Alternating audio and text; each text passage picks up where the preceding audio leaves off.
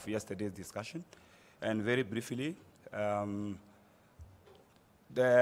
we have the opening ceremony, we have a high-level panel discussion, voice of the youth, and parallel sessions. With regard to the opening ceremony, does it work?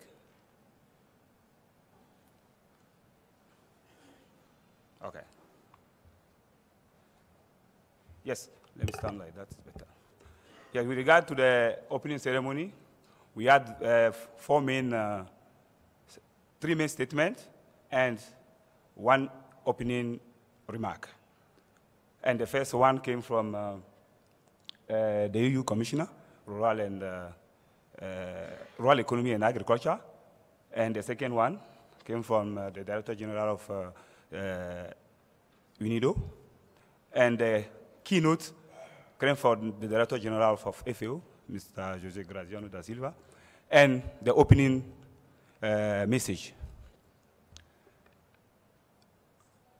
All of them extend their appreciation for this conference, and their appreciation to the President of the Republic of Rwanda for hosting this conference. The importance of this team regarding the continental agenda also is there.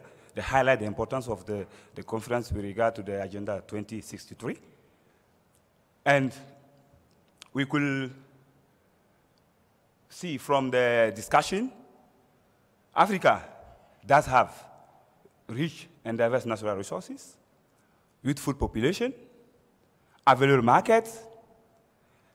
Despite all these potentialities, we could see youth unemployment, deadly migration, food and nutrition and security, and food import bill.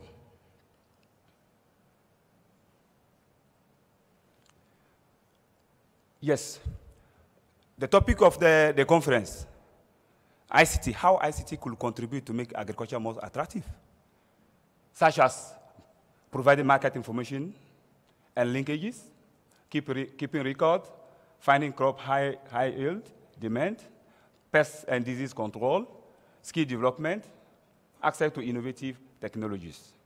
And I think the dignitaries have also highlighted the need to adopt at least three main strategies, such as skill development.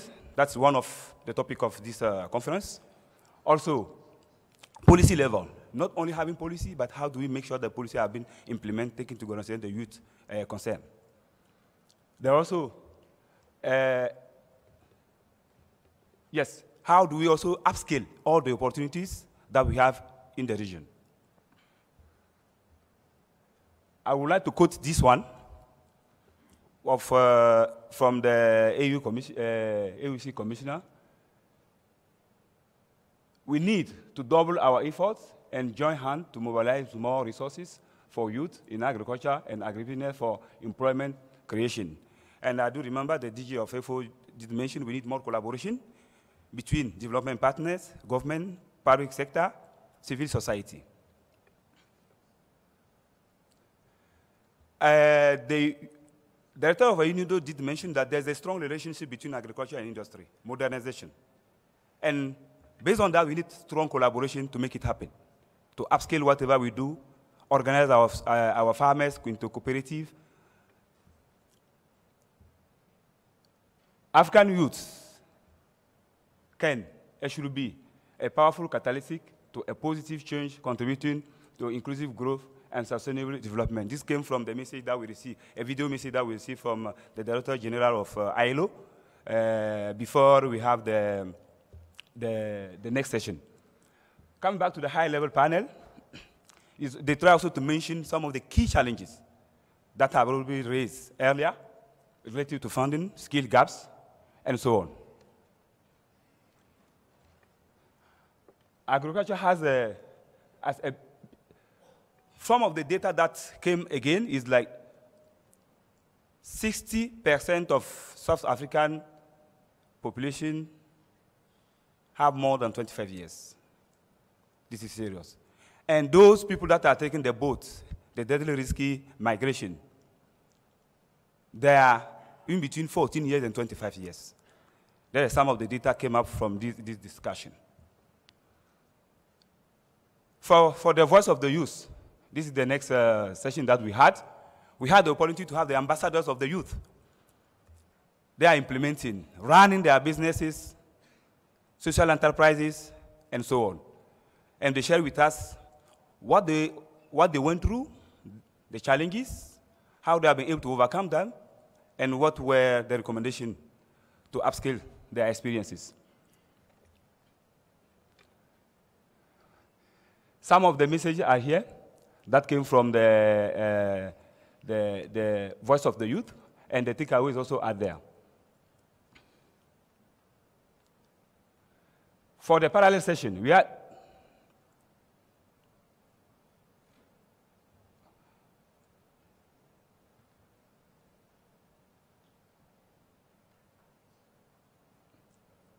no, I'm not yet finished, sorry. Okay, we had 3 main parallel sessions. Before the discussion, we had introductory presentation delivered by CTA, CABI, and Africa. The discussion that came out from these 3 parallel sessions, starting from the digital solution, we could see that there's a need for increasing training and entrepreneurship opportunities, more digital value-added services for youth, opportunities and increased access to information and data, big data. We had also the hackathon session that took place. Some of the issue of lack of infrastructure. I think there's a proposal from the ITU that came out from there. And AFU and ITU share also their current program to support these initiatives. Very briefly, going to access to finance and market. The takeaway, the credit need to be available to farmers at a reasonable price. I think some countries are trying to put also interest cap to allow to have an interest rate that will enable all the value chain actors to have access to credit. The coordination is also have been highlighted as extremely very important, and it's also important to be flexible when you are designing strategies in terms of financial inclusion. For the skill development, we need very practical skills development that take into consideration the need of all the value chain actors. They need to take in consideration the supply side skill, demand side skills, and also linking the value chain actors.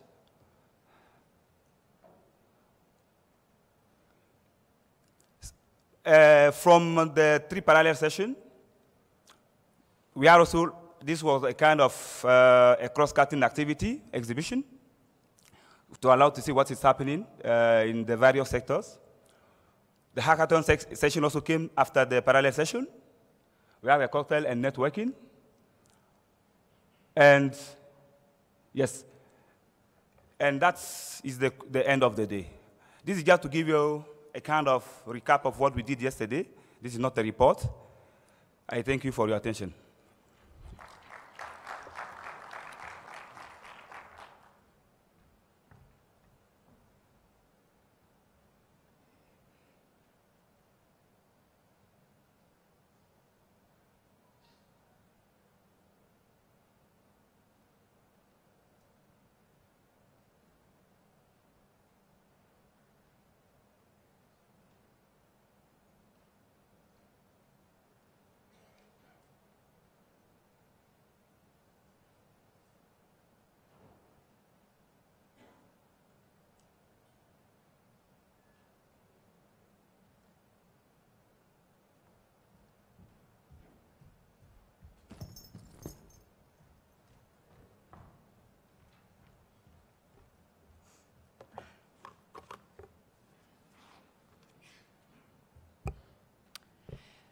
Good morning, everybody, and welcome to this panel discussion on the future of work in the rural economy.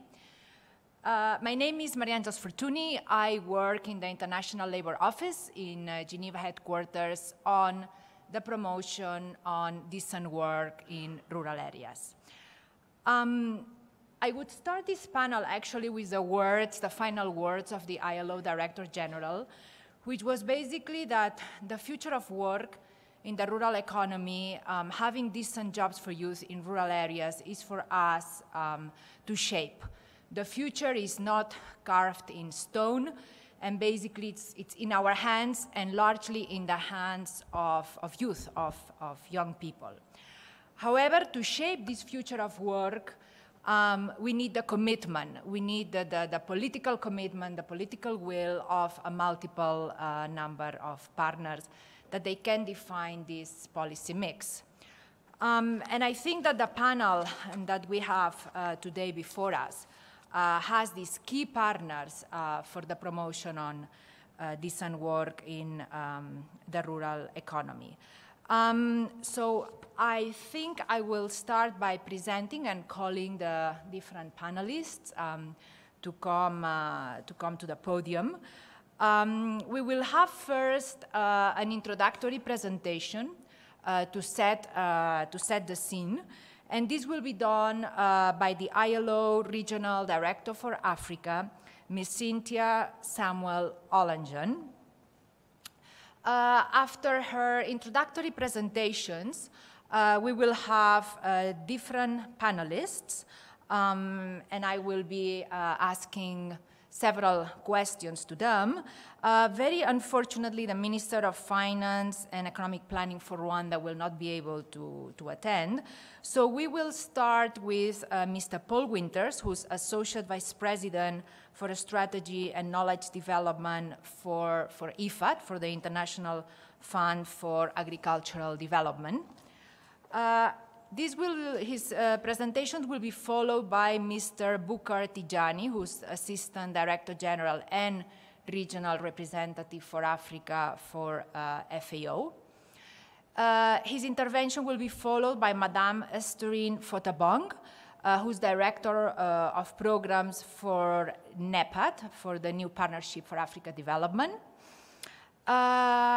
Then we will have Rhoda Boateng, who's Africa Coordinator for the International Trade Union Confederation. We will have Mr. Torak Tofik, representing the Voice of Business, who's Vice Chairman of the Egyptian Federation of Industries. And last but not least, the Voice of Youth, who's representative of the Comprehensive Africa Agricultural Development Program, but for the Youth Network, Mr. Ibrahim Sisay. So I would ask all the panelists if they want to come to the podium, and I would like to invite the Regional Director for Africa, Ms. Cynthia Samuel-Olanjan, to give the introductory presentation.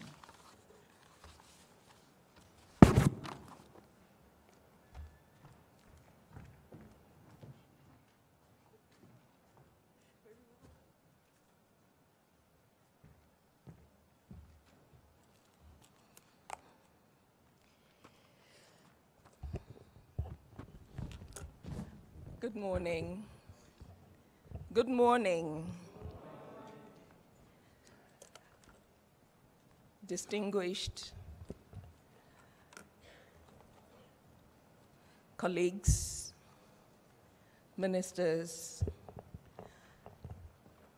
particularly distinguished young men and women from the continent of Africa.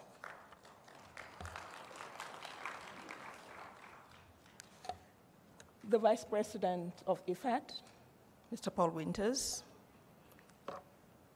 my colleague, Bukar Tijani, the Assistant Director General of FAO and the Regional Director for Africa,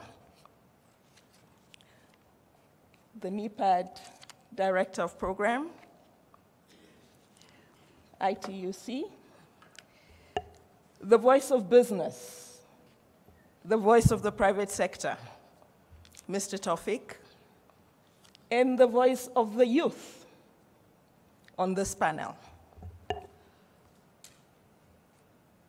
I would like to first express our sincere appreciation to the FAO of the United Nations for organizing this very timely, and very appropriate conversation around youth employment, agriculture, rural economy,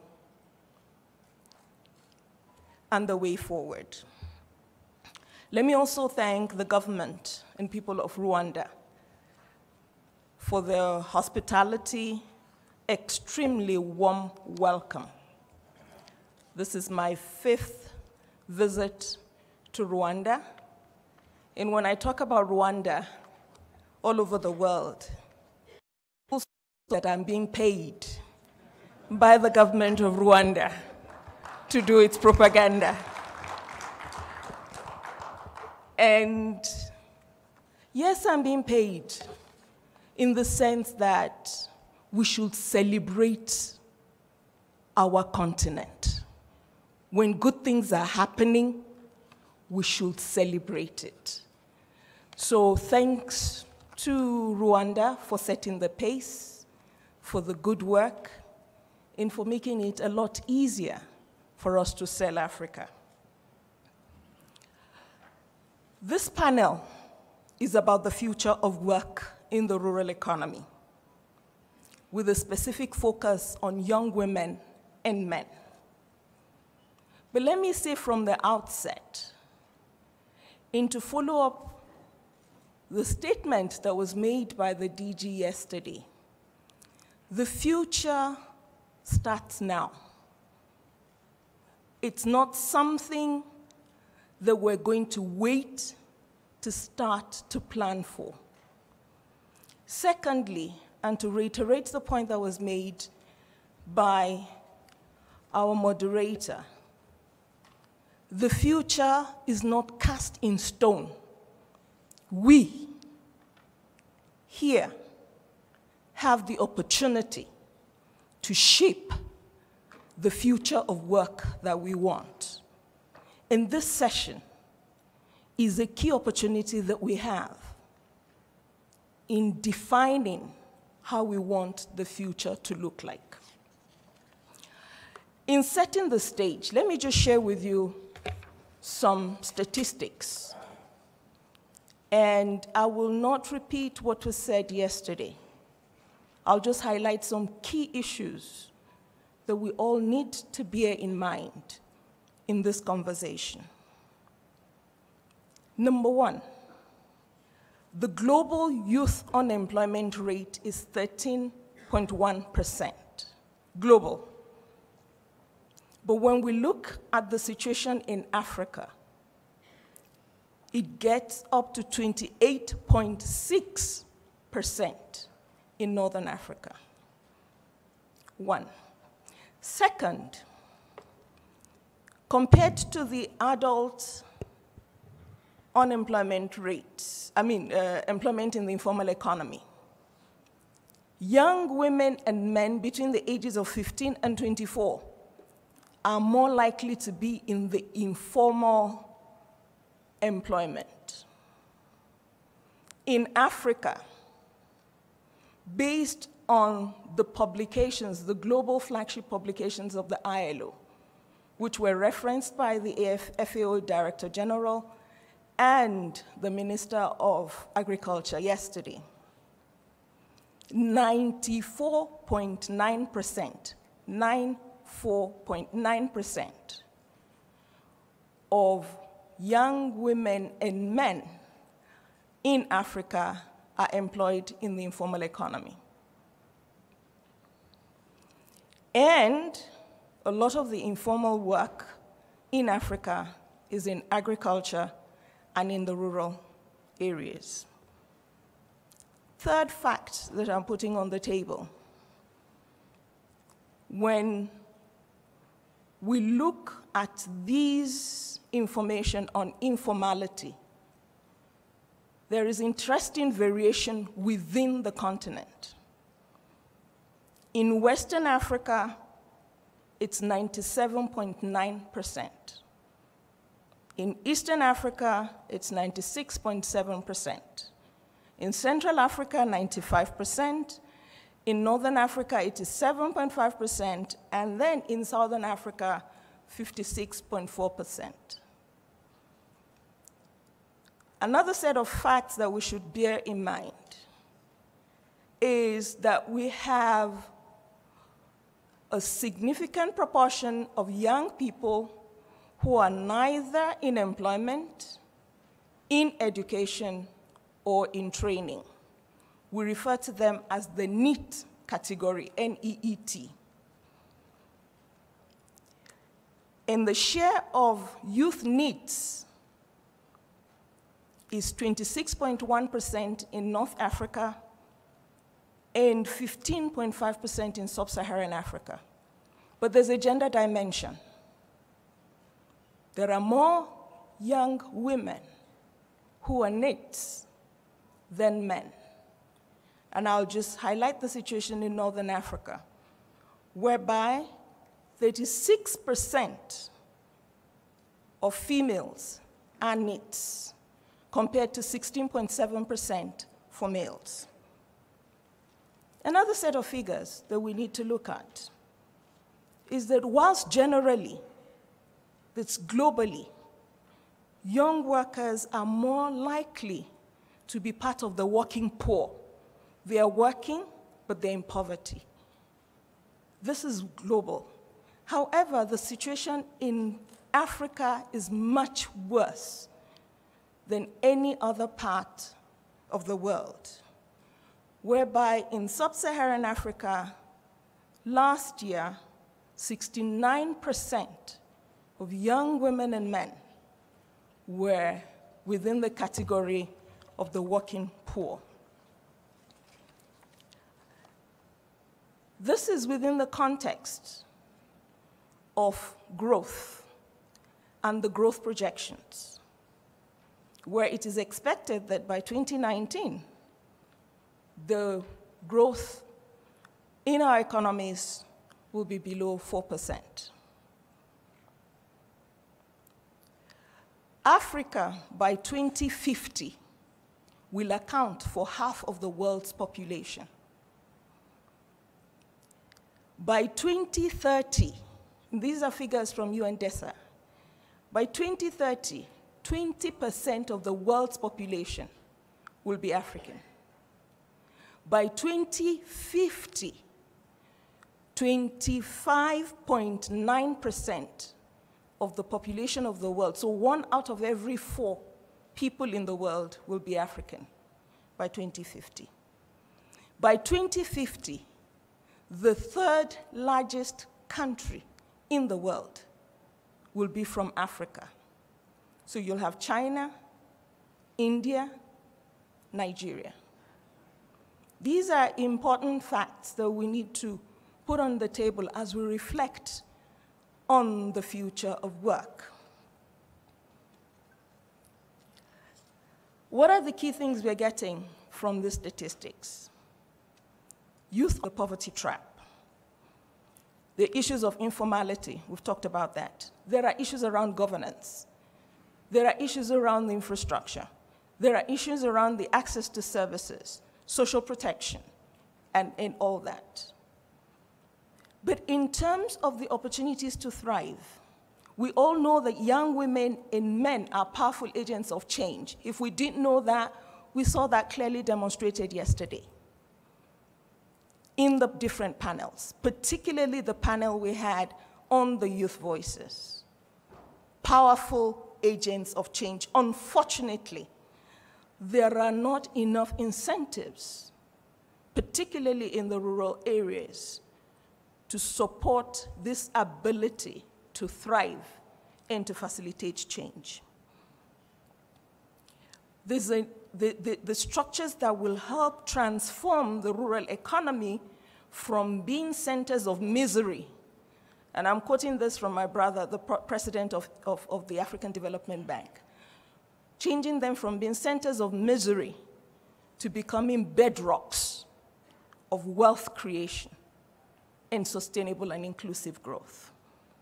Young women and men in the rural economy are typically employed as casual or seasonal workers who operate under very poor conditions, have limited access to basic protection. They have limited access to quality education and training. They have limited access to those skills enhancement interventions, to land, to credit, to markets, all those issues that we highlighted yesterday.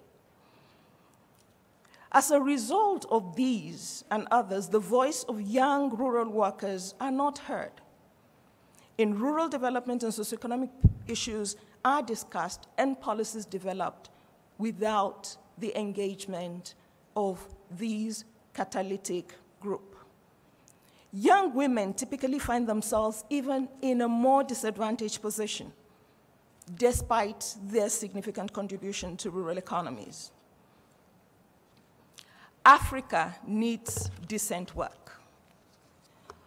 The position by some that what Africa needs is just jobs is a fallacy. Africa needs jobs that takes people out of poverty, not jobs that perpetuate poverty. Africa needs decent jobs. The ILO, in furtherance of its social justice mandate and in its work in promoting employment situations for all, including the youth, has continued to work on these issues. And as you may be aware, we'll be celebrating our centenary next year. 100 years of the commitment of the organization to social justice. This happens at a time of major global change, and that's also relevant for the conversation we're going to have. Advances in technology, the demographic shifts, rising inequality. The World Bank report that came out in 2017 showed that about 6 of the most unequal countries in the world are in Africa, most of them in Southern Africa. We have migration, deadly migration as it's called, conflicts within and between countries, natural disasters, climate change. These are some of those defining issues in the conversation that we're having now. Furthermore, a growing global population and changing diets are driving up the demand for food. The world will need to produce about 70% more food by 2050 to feed an estimated 9 billion people. Ironically, more food is needed to feed those that are engaged in agriculture itself. In order to better understand these challenges and provide effective responses, it is important for us to effectively engage in the conversation on the future of work. My young friends, colleagues, ladies and gentlemen, in shaping the future of work that we want, it is important that we start by implementing and building on some of the existing continental and global policies and frameworks, and I'll just highlight a couple of them. The first one is the AU Agenda 2063, particularly Aspiration 6, which states an Africa whose development is people-driven, relying on the potential of African people, especially its women and youth, and caring for its children. The Malabo Declaration on Accelerated Agricultural Growth is also quite pertinent. So is the African Union Plan of Action on Employment, Poverty Eradication, and Inclusive Development, which we refer to as WAGA Plus 10, which prioritizes investment in promoting employment for young people. The Global Agenda 2030, particularly goal number 8, that prioritizes decent work and economic growth in a way that leaves nobody behind. To build on these, because we have to go beyond this, it is important to come up with integrated and practical measures that will enable young women and men who are now entering the labor market and who will enter the labor market in the years to come to transform agriculture into an engine of economic growth. The ILO has now launched a global initiative on decent jobs for youth. There are 22 UN entities and a growing number of key stakeholders like NEPAD that have joined to enable us scale up action and impact on youth employment through effective, innovative, and evidence-based interventions. This global initiative is a unique platform of committed partners to take action at country, regional, and global levels through a variety of thematic priorities, engaged in knowledge sharing, in leveraging resources, so as to promote more and better jobs for youth. In one of the thematic areas is decent work for youth in the rural economy. Under this area of work, the FAO and the ILO have developed a plan which identifies areas of enhanced action and impact on decent jobs for youth in the rural areas, of course with a specific focus on Africa. Action at institutional levels includes, amongst others, supporting the development of integrated policy approaches, stimulating and enabling an inclusive business environment, action through direct support, strengthening education and training, facilitating efficient agribusiness value chains and entrepreneurship models, ensuring access to productive resources, and promoting green jobs. These are all themes that will be discussed here today. Now, what is the way forward? In here, it's to put a few things on the table that I'm sure the panelists will build on based on their different areas of expertise. The first one, we must recognize and we must convincingly communicate that agriculture is not the past. Agriculture is not the past. Agriculture is the glorious future, especially when we help to unpack the potential of agribusiness to drive innovation and come up with new products and services that focus not just on food, but on non-food products. Second, it is crucial that we change the narrative about the rural economy, moving from associating the rural economy at best with poverty alleviation or eradication. The rural economy needs to be seen, profiled, and effectively transformed into hubs of wealth creation and engines of sustainable growth. Third, investment in agricultural development, enhancing agricultural productivity, helping small-scale producers, small and medium enterprises to shift into higher valued activities in the supply chain. Fourth, harnessing technology as a means for the empowerment of those operating in the rural economy. We've talked, I'm not going to, during the session yesterday we had on digitalization, key areas of how to do this came up. Fifth, to raise productivity, to enhance employability of young women and men. And more strategically, we need to engage youth mentors, and we saw quite a lot of them yesterday, as key agents of change and key agents for skills development. Sixth, organizing and empowering young people in the rural economy, in particular young women, so as to be able to optimize the opportunities available.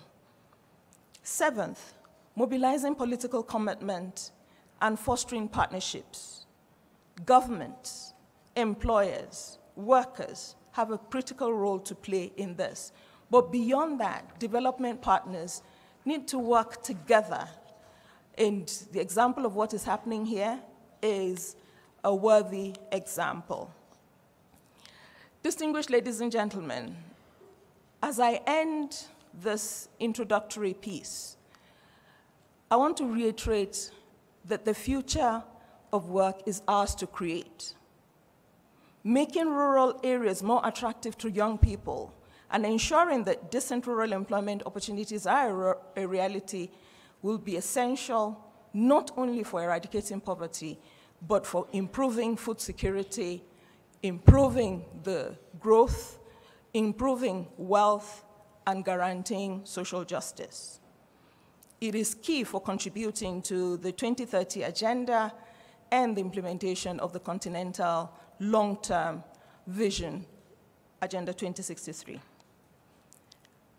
As I close, let me leave with you the wise words of one of the notable sons of Africa who departed from this side of the divide a few days ago.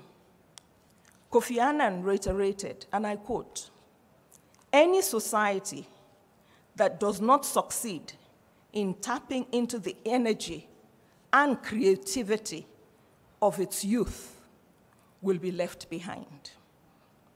With these few words, I'll hand over to the moderator so that we can work together in shaping the future of work that we want for young women and men in Africa in a way that ensures that Africa is not left behind. Thank you very much for your attention.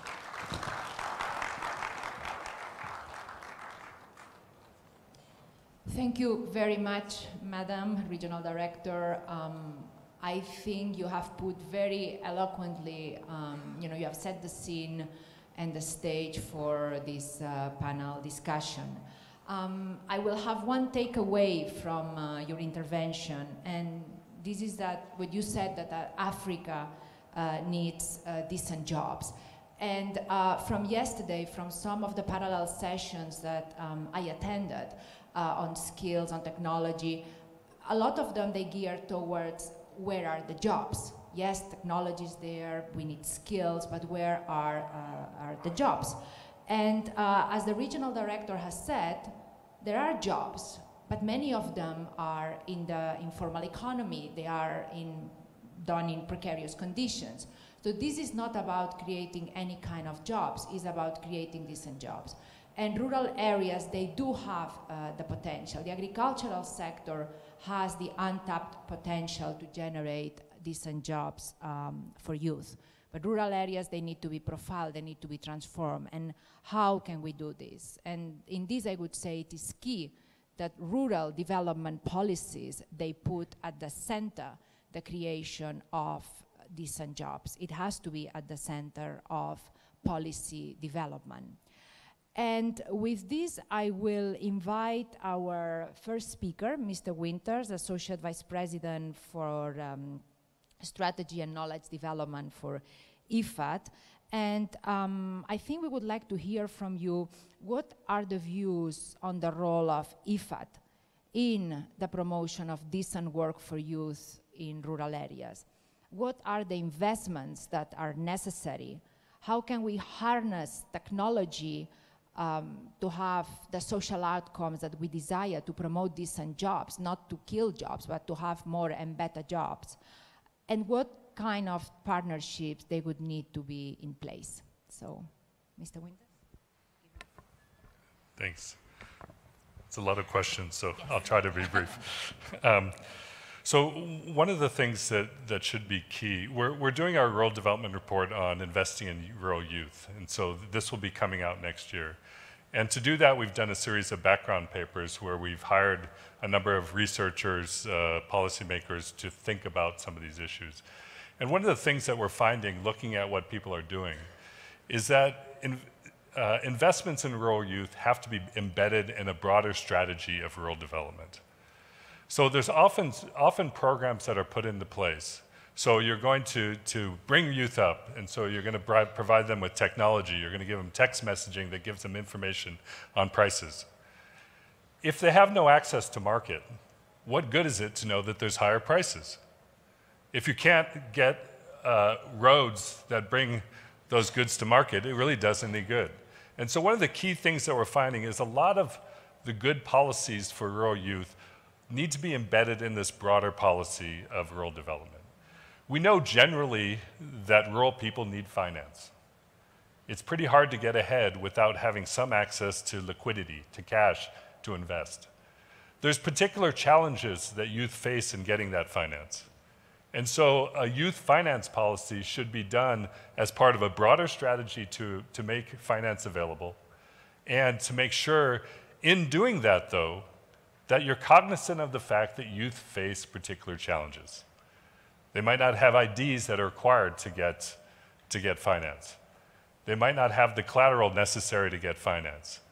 You know, my own children, I have 4 kids in the United States, none of them could get credit cards or even rent apartments without me co-signing with them. My name is on there because I am a guarantor of them because they have no history of credit. And so you need to recognize that these challenges are faced. So investment in rural youth should be part of a broader investment strategy in rural development across the board. If you're not providing general opportunities for rural areas in creating decent jobs, rural youth won't be able to participate. The other thing that's coming out of it is the importance of the whole value chain rather than just thinking in terms of agriculture.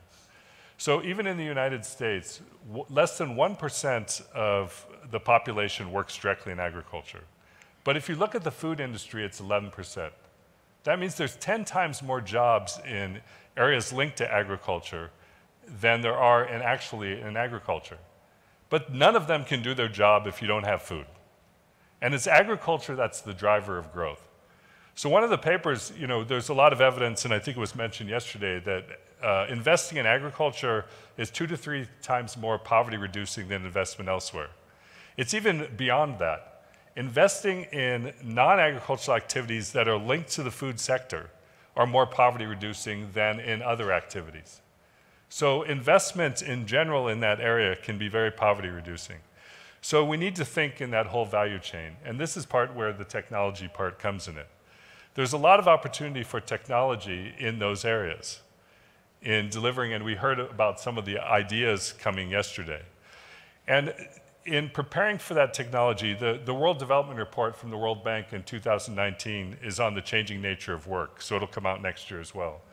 And one of the things they talk about in the changing nature of work is that the digital economy is changing things. We have economies of scale without mass, meaning we don't have big factories. We have economies of scale. Companies like Amazon sell tons in the world, but they don't have a big factory somewhere where they do it. So you have scale without mass. In that new kind of economy, new skills are needed. And I thought it was interesting, the summary of yesterday's conversation on skills. It focused a lot on cognitive skills, so the ability to solve problems. But what the Changing Nature of Work report also focuses on is non-cognitive skills. That in this new economy, it's not good enough to be smart and to be able to solve problems. You have to be able to build teams. You have to be able to work with others. You have to be adaptable. You have to use those skills because things are moving so fast. So another thing is in that human capital development is to think both in cognitive and non-cognitive skills. And one of the interesting things they also point out, a lot of the cognitive skills you develop when you're really young. So you develop them when you're 7, 8, 9 years old in school. Non-cognitive skills tend to be developed actually when you're a youth, in your high school years, in your university years, in the years following it. So all those team building, all of that is very important at the time of life that a lot of you are in. And you need to develop those kind of skills to go along with the cognitive skills that you had. And one of the problems that we have, I was a professor before I joined EFAD, and universities are great at cognitive skills. We're not particularly good at developing non-cognitive skills. So that needs to change, but also on your own, I think people need to recognize these skills. And then lastly, on the partnership side of things, all of that transformation requires a huge set of actors to be participating. And one of the problems that we often face is we have ministries of agriculture, ministries of commerce, now we're getting ministries of youth. And if all of them work separately, we're going to have problems. We really need to make sure that they're working together. Having a Ministry of Youth is a great idea, provided that the main purpose is to make everyone else focus on it. If a Ministry of Youth goes off and does its own thing, we're not going to have success. And so we need to figure out how we can partner both as international organizations like IFAD and FAO and as government agencies to work across the spectrum to solve the ultimate problem that we're after, is increasing agricultural productivity, linking people to markets, and to make sure that youth are engaged in that process. Thanks. Thank you very much, and I think that you touched on key issues about this policy mix, this policy recipe that we need to promote decent work in the rural economy, including the issue on investment in the rural economy, which is basically a precondition for jobs, investment in infrastructure, I would say also investment in services, in health, in education. I mean, all these sets the base for having productive jobs in rural areas, but implies that multiple actors, they have to coordinate and collaborate their interventions. And I will now give the floor to Mr. Tijani, Assistant Director General and Regional Representative for Africa in our partner agency FAO, which is basically key for rural development, working on agriculture, food security. These are key issues. And I will ask you for your general views on the future of work, particularly on youth in agriculture. And the million-dollar question, what can be done to make jobs in agriculture more attractive to young people? How can we improve the working conditions? What can we do together to improve skill development, to have inclusive business development? So what are your views on all that? Thank you. Thank you so much. A very good morning to our youth from across Africa and also Excellencies and my fellow panelists. Let me start with the three-part question. One is the future of work in the rural space in Africa and also the opportunities within agriculture. Actually, there are a number of definitions and meanings given to the theme of this particular conference. It is really looking at the opportunities for jobs in agriculture. And I want to redefine agriculture here. When people talk about agriculture, maybe people are trying to look at only crops of food only, but here we are looking at the crops, plants of economic nature, which comes from farms, forests. We talk about all aspects of fisheries, marine, artisanal, aquaculture, cage cultures, tank cultures. We also talk about livestock.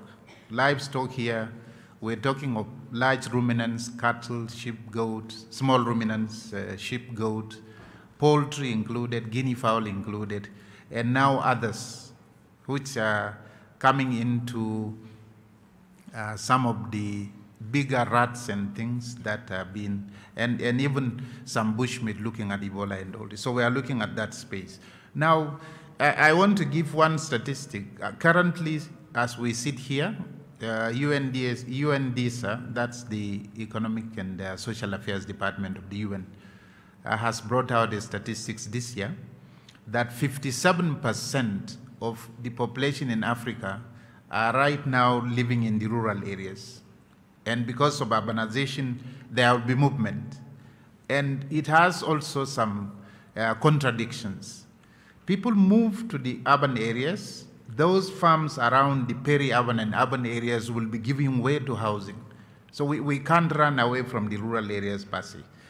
Secondly, as we are talking now, 37% of youth are the ones that are employed within this big agriculture sector.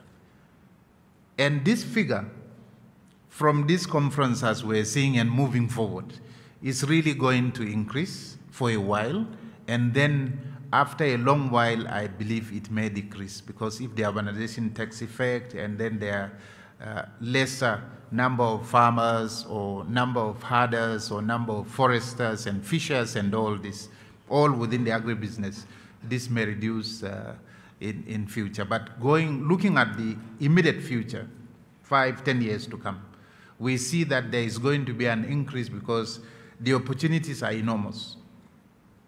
First of all, we talked about quite a number of value chain developments. And there we have upstream and downstream of value chain development. Upstreams are those that are going into hard production and all this. Thank you for Dr. Kaunda yesterday, our new farmer, who has actually shown us one of the publications from FAO, which shows horse and all this. Definitely the future of agriculture and the future of our youth, both urban and rural, is not that one. I want to assure you that. Now, so going further, we are looking at a number of value chain developments. And across Africa, there are quite a number of value chains which are very long to list. But I must say that the new concept coming out now is the agri-food systems development, which has the productions, the minimizing or eradication of food losses and waste within what we have. FAO has in our statistics that we can have up to 48% of food losses after harvest, especially for perishables and even grains. So it is very important for us to be looking at those sectors. We are looking at those value chains that we have within. Then we are also looking at modern ways of agriculture. If you talk our livestock generally, here in Rwanda a lot has changed, and in many countries in Africa a lot has changed. We are not going into exploitation familiale, parce que l'ONU a déclaré la décennie de l'agriculture familiale 2019-2028, en reconnaissance au rôle de l'agriculture familiale pour lutter contre la pauvreté et atteindre la sécurité alimentaire. Et quand je parle d'agriculture familiale, je vous en prie, ne voyez pas la roue, ne voyez pas la daba. Je vous en prie, ne voyez pas de petites superficies. Je veux vous dire que l'agriculture familiale est capable de transformer le visage de l'agriculture de l'Afrique. Et on a besoin de cibler les jeunes dans cette agriculture familiale. Et pour ça, la famille est un allié important. On a parlé de beaucoup de partenariats avec le secteur privé, avec les publics, etc. Mais laissez-moi vous dire que la famille est également un partenaire très important dans ces actions. Merci beaucoup. Et vous avez en fait touché un nouveau point, que c'est l'idée de cibler dans les projets, dans les programmes, dans les politiques, de cibler le jeune avec des statistiques pour pouvoir faire l'évaluation, pour pouvoir faire la suivi de nos interventions. Alors, merci beaucoup pour ajouter cette nouvelle idée au panel. I will now turn your turn, and I ask you for this little break that we've just done, and we'll back to your question, which is basically to address the issue of representation and voice of rural workers. What can be done? What can the unions do to improve the bargaining position of young people? Thank you very much, Maria Angels. I hope I got it right. And thank you very much to the very lively group of young persons we have in the room. It's always very, and I find it very inspiring when I come to a meeting and find that there are a lot of very dynamic young people interested in carrying forward the socioeconomic development of Africa. And yesterday I had the opportunity to engage with several of such people, and I must say I'm very, very inspired. To background. But I think in the course of the day, as I sat down and listened to the different sessions, I actually felt and realized that it was very right that an invitation was extended to us, and especially based on the points that you raised, Estrin, on the fact that labor has a huge role to play when it comes to issues around agriculture, issues around developing partnerships, issues around policy work. but somehow the linkages haven't been clearly developed. And so I'm very happy for the opportunity. And for me, I think that there's a lot that labor has, there's a huge role that labor has to play. I'd like to begin from the point of view of the fact that work is changing. And as we heard from the keynote speaker, work is changing at a fast rate that we really need to catch up.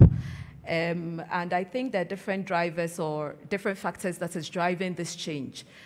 For me, first, one of these drivers is globalization, the fact that now there are breakdown of physical borders, and somehow the world is becoming more of a global village. And so it's very easy for one person to sit here and work with colleagues elsewhere with the aid of technology. The second factor for me, I would say, is the demographic divide.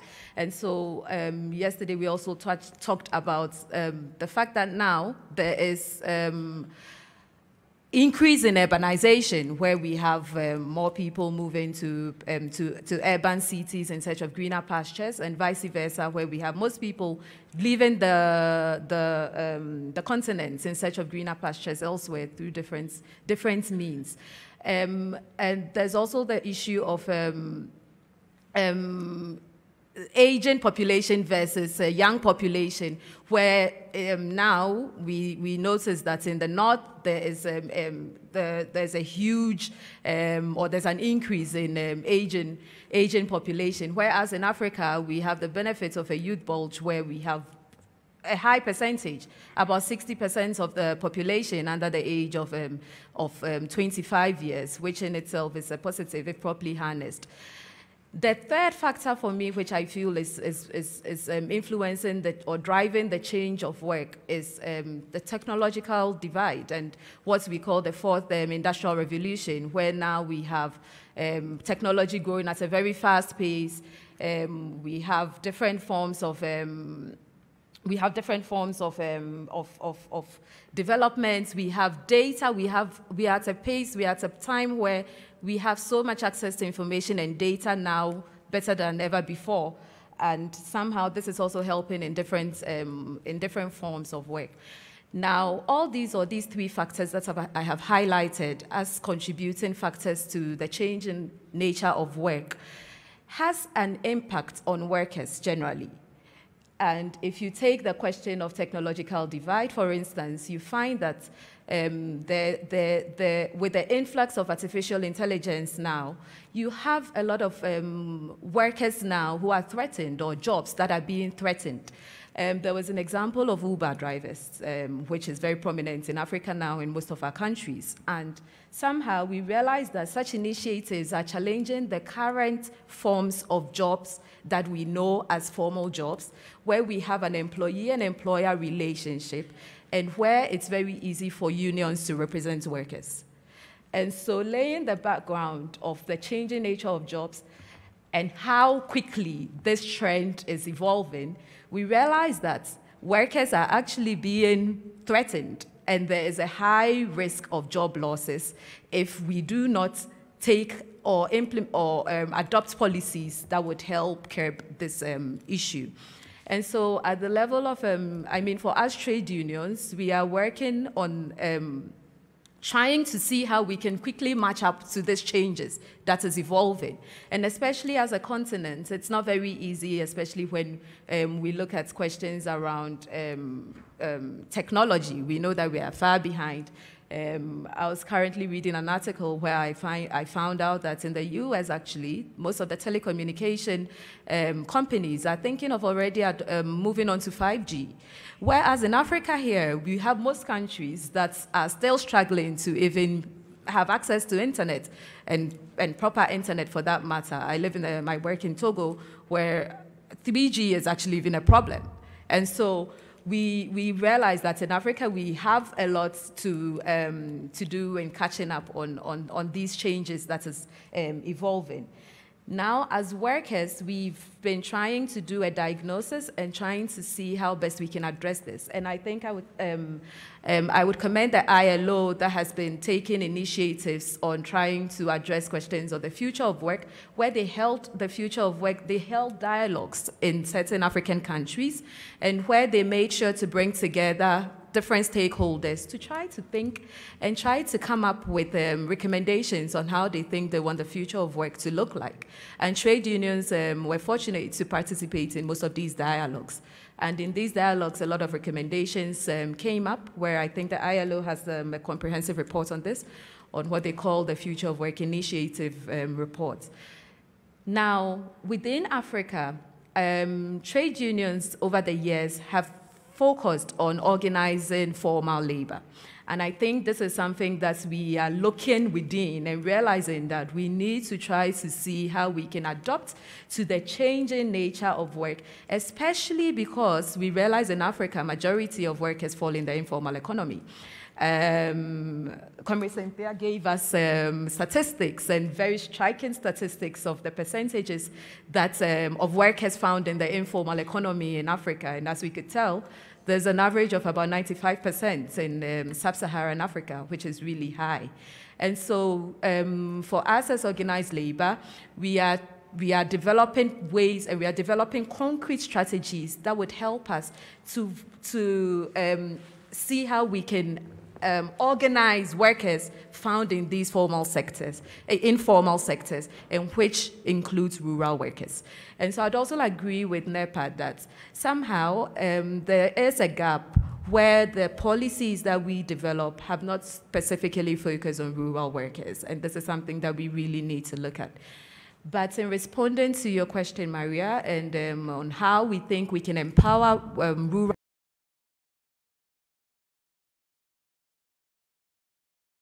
the power of sensitization, the power of training.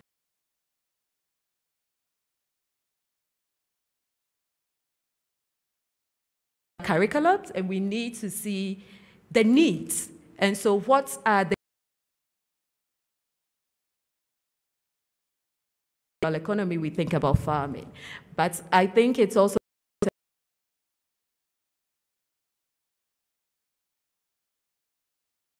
processing, produce trading. How do we try to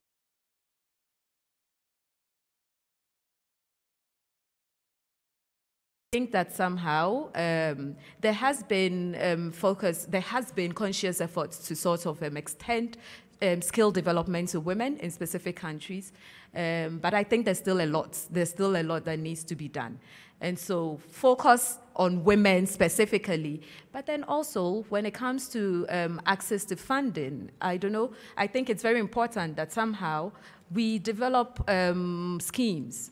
And so micro credits that can support women specifically in setting up businesses, in setting up social enterprises, in setting up cooperatives.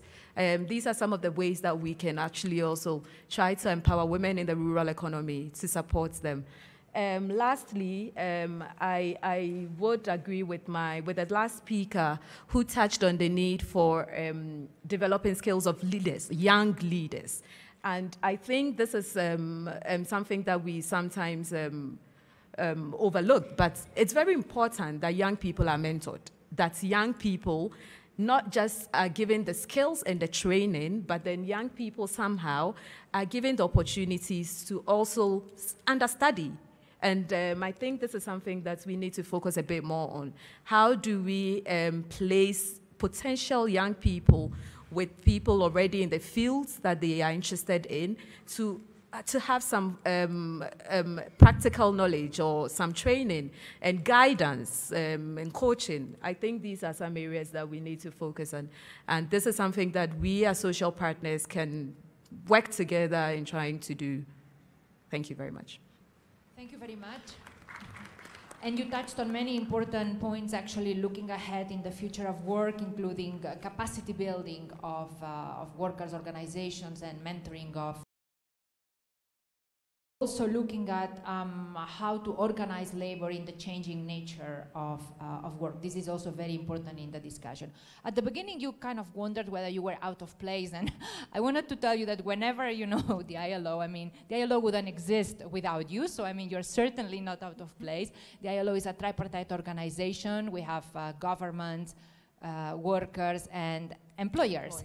And with that, I will move to our next speaker, which is actually the other social partner of the ILO, representing the voice of employers, representing the voice of business, Mr. Tareq Tawfik. He's the vice chairman of the Egyptian Federation of Industries.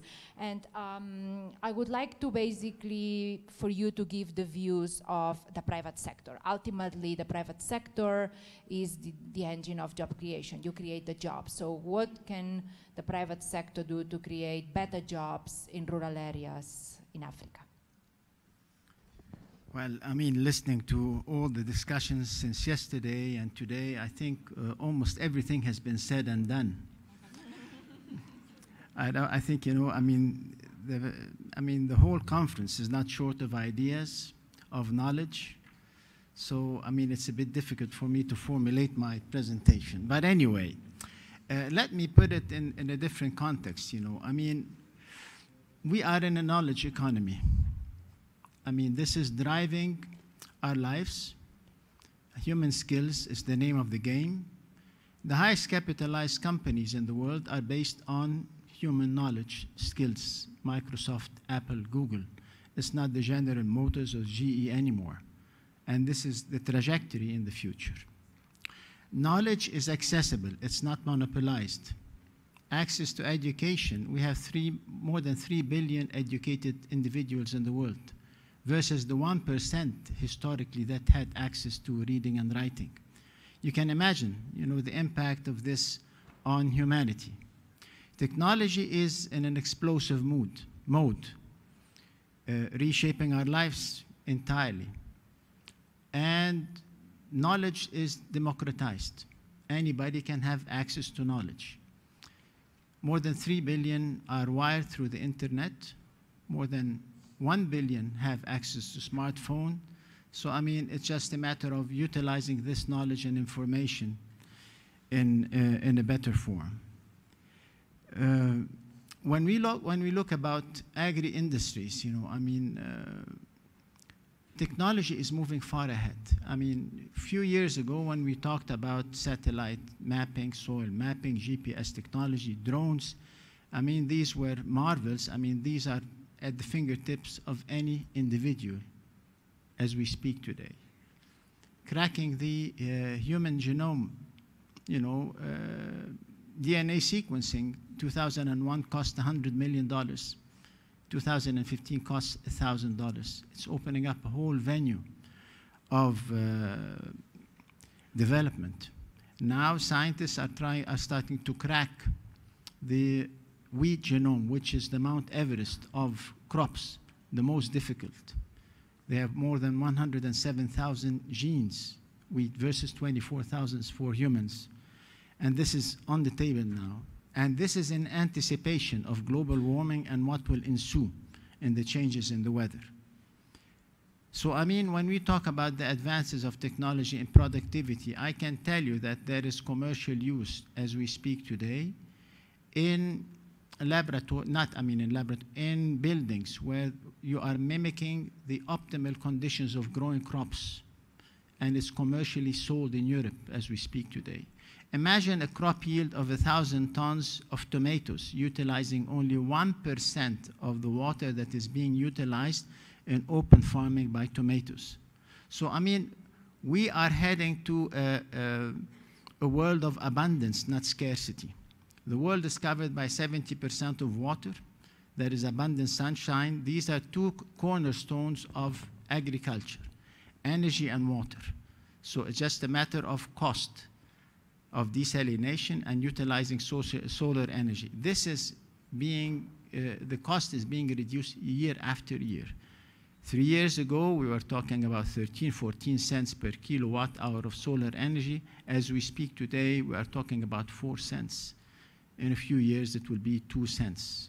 So, I mean, accessibility of cheap energy and cheap water is going to be prevailing. You know, I mean, scaling up production or productivity, we're not talking about rocket science. This is something that's already happening and is commercially being utilized. So when we talk about how will Africa feed itself, I mean, the means are there for everybody to have abundance of food. The technology is there and it is applied. But the question is, the whole infrastructure of accessing this technology or even utilizing it in a proper form. There are certain fundamentals that we need to address. So, I mean, governments, businesses, communities have to revamp policies altogether. I mean, all die-hard policies have to be revisited. Access to knowledge should not be hampered by under any pretext, under security pretext, whatever it is. Knowledge has to be free and it has to be maintained free. Freedom of Information Acts have to be respected. Access to global networks has to be accessible to everybody.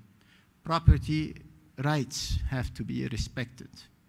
Subsidies that have been decadent for years, spoiling up the whole market economy, has to be, we have to wean ourselves from these distasteful subsidies. Collective farming has to be enforced in many different ways. Even educational platforms, you know, education, you can go on the internet as we speak today and you can get access to any information you want. I can tell you a story of a close friend of mine who was a brilliant physician, a doctor, who decided that he's not making enough money. And he decided to go through the internet and study growing mangoes and citrus. As we speak today, he's one of the most profitable small-size farms in Egypt, exporting. And where from? From the internet. No education, no nothing. It's right out there at your fingertip. ICT infrastructure, like you just mentioned, you know, I mean, 4G has to be prevailing, and this is the role of the government, to build the infrastructure of ICT. Now, infrastructure, I mean, since you mentioned that 97% of individuals are working in informal sector, the question is why? Why is it?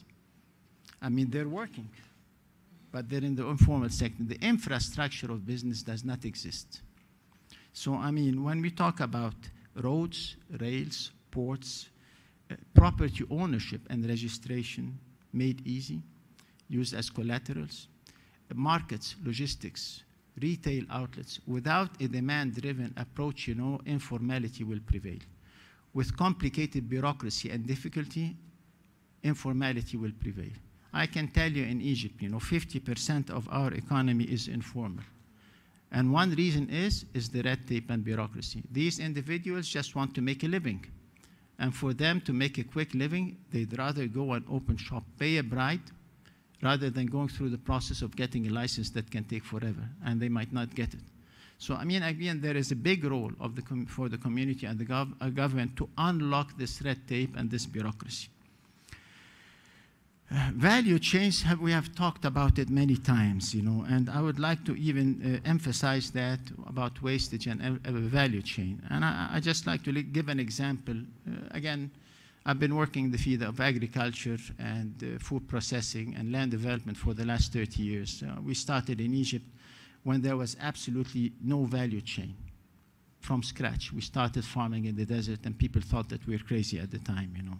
But the remarkable thing, you know, is that in a couple of years' time, once we had a headway and we were successful, everybody started following suit. So as a business venture, we set the stage of leading the rest of the businesses to develop farmland in the desert. We were the first successful venture at the time. And then the whole value chain developed around the success of this endeavor. We had to go rent ships to ship our goods to the Gulf. We had to build up a whole network of refrigerated trucks to distribute our goods. We had to build our own warehouses. And our partners in Europe, you know, used to look at us with, you know, amusement, because, I mean, what they do is that they just focus on their business. we had to focus on building an entire value chain for our product at the time. But then through the whole process over the last 20 years, the whole value chain developed, So, I mean, leaders of business, once they take the lead in doing things right, I think has a dramatic impact on how to transform a whole community in many different ways. Logistics, wastage in our countries, post-harvest wastage in developing countries, on average, is well above 15%. In developed countries, wastage after the consumers buys it, is about 25%. So we have here poor logistics, and on the other end, we have poor attitude. I mean, the wastage of food worldwide, whether from developing countries and developed countries, is remarkably a big opportunity. But then again, I'd like to have to emphasize that agriculture and industry are not going to generate jobs. It's a fact of life. I mean, agriculture is not going to be labor intensive. As we employ agriculture with new technology, mechanization, ICT, one person can do most everything remotely. The same applies for industry.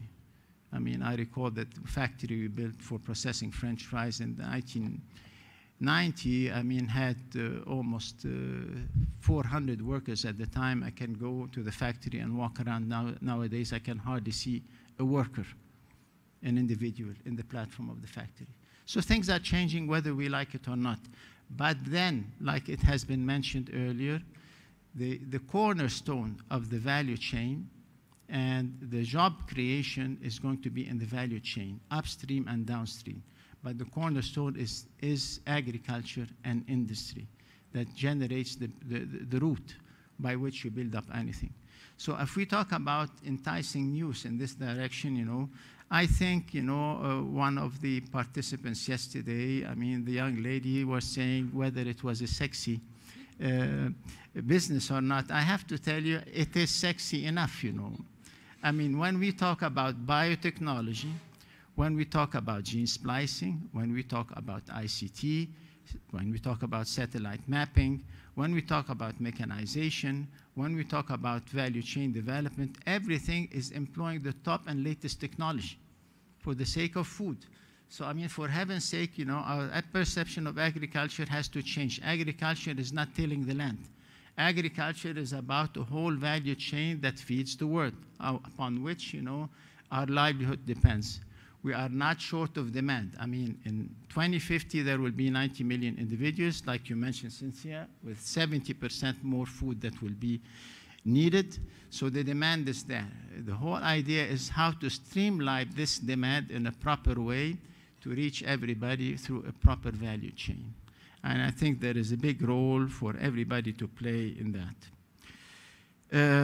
I'd like to cap it up by saying there is no limit to knowledge, no limit to innovation, there is no limit to education. All the tools exist, as we stated. There is one part that I would like to mention about business involvement.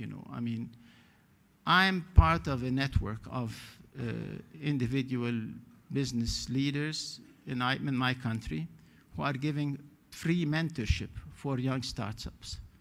We lend our time for free on a monthly basis, and we select young startups, and we give them the advice that we did not have when we started off. And I can tell you it's remarkable. And we are more than 300 mentors working on our free time to help those young startups, and I think this has been, but it's actually in practice. It's part of an international network called Endeavor. We have this branch in Egypt, and it's mushrooming, and the results are remarkable. Once a startup is qualified for this, it qualifies for mentorship, we take him until we pet him, until we take him up on his feet to the extent of having even an IPO. We had several successful IPOs. And from my part, I was mostly engaged into the farm and agri business sector. And I can tell you, young startups have done a marvelous job. We just need to harness them in a proper way to avoid them going through the learning curve that we had to go when we were young. So, Opportunities are there. Business community has a leading role to do.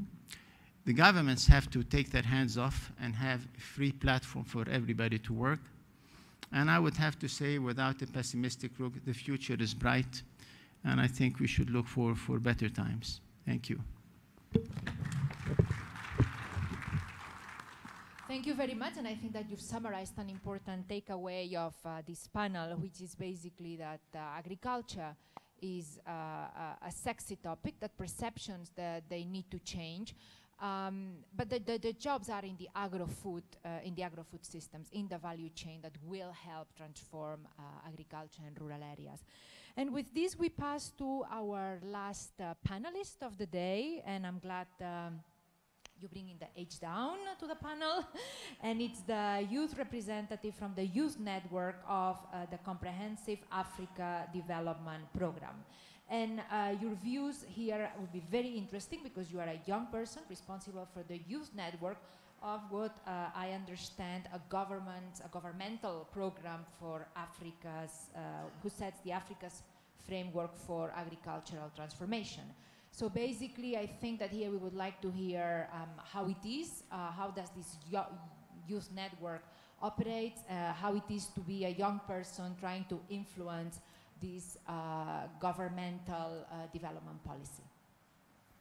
Yeah, thank you very much, Madam Moderator, distinguished panelists, fellow young people. When I say youth power, you say feed Africa. Youth power? Feed Africa. Youth power? Feed Africa. Youth power? Feed Africa. So that is an answer to Mr. Tijani when he asked the question about who is going to feed Africa. It is yeah, it is young people that are going to feed Africa because we make up 52% of the continent's population. But I just want to apologize for walking out. Those of us from rural youth are not used to the AC, so this part of the hall is very, very cold. So yeah, you agree, right? Yeah, so we have to adjust to the cold. But I just want to start by saying that the CADEP Youth Network was formed in 2016, and our colleagues from the AU are here, Safin, and also Madam Estherine. We've been working very closely with them for some time now.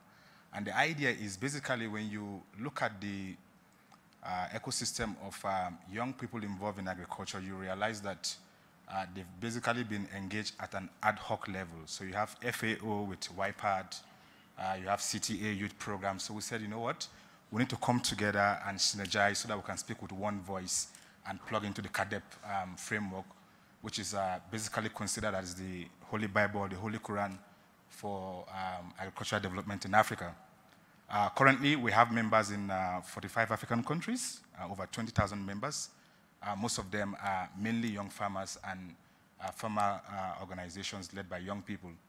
I also want to say that those of us that live in the rural parts of Africa knows that living in rural parts of Africa is very challenging, is tough, and is rough, but it's also rich. It's rich in terms of agriculture, rich in terms of natural resources, but also rich in terms of harmony with ourselves and our environment.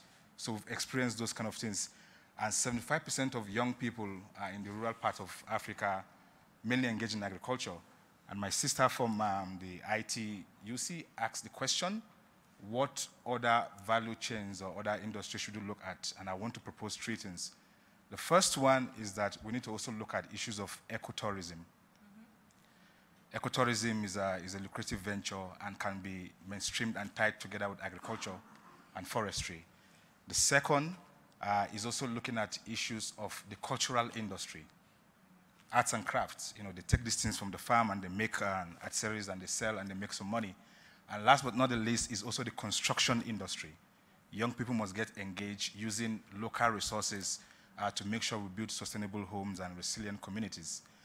In 2011, the African Union with partners during the Malabo Declaration decided that they were going to reduce youth unemployment by 2% every year. That is AUC and partners.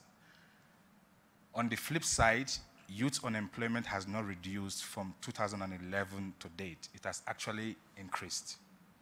I give you some statistics. For example, in Libya, the percentage of youth that are unemployed is 52%. In South Africa, it's 48%, and you can tell the reason why young people are very, very frustrated. Young people have the energy, they have the talent, and they also have the potentials to basically unlock the great value chain that we can get from agriculture. But how do we get this done? Young people need two things, basically. The first thing is money, and the second thing is farm. But before I talk about money and farm, I want to start by saying that because we are very energetic as young people, our mind is already a living farm. What we need to do is to cultivate the right ideas and then harvest success. And when I say we need money, we don't need money in terms of hard currency. I know some of us got excited. It's not money in terms of hard currency. The M stands for meaningful youth engagement.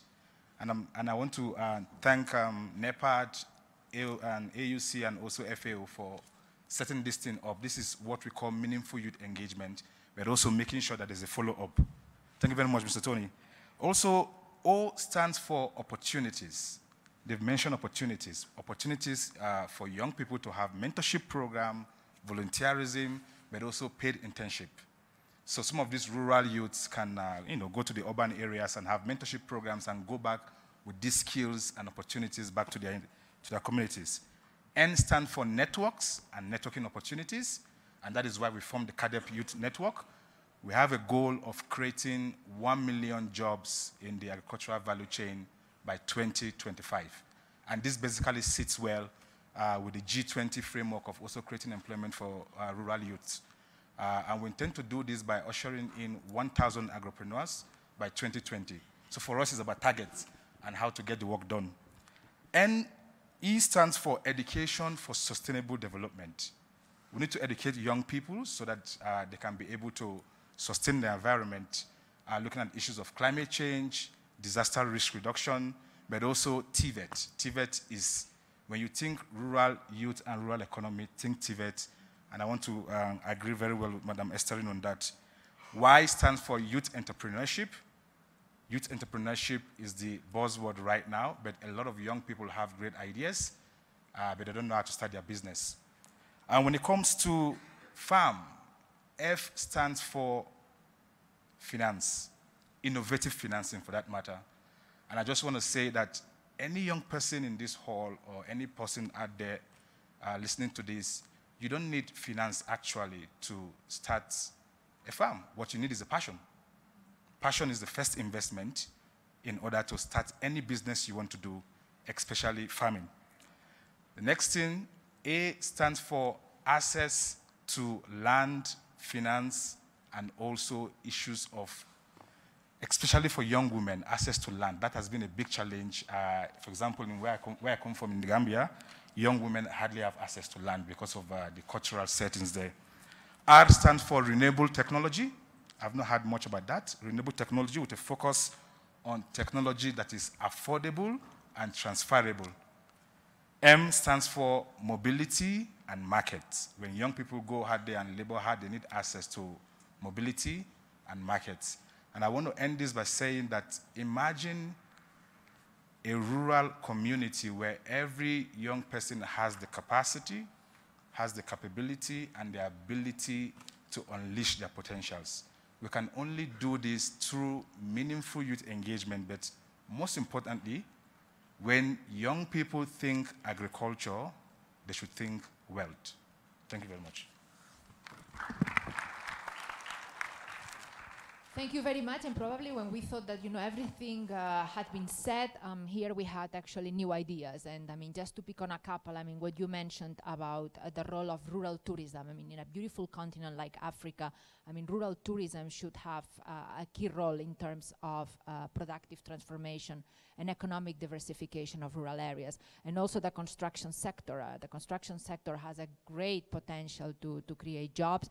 Here we need to watch also, very importantly, the working conditions positions of those working in this sector.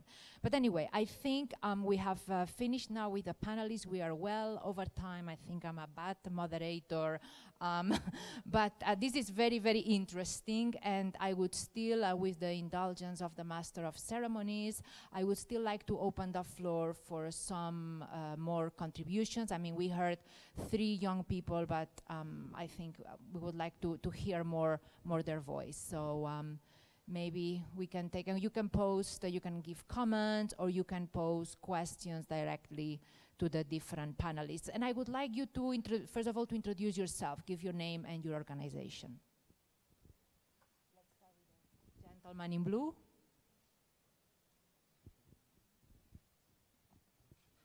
Hello, I speak in French. Je suis Junior Bissomanou, je viens de la République du Congo. Je voulais juste apporter...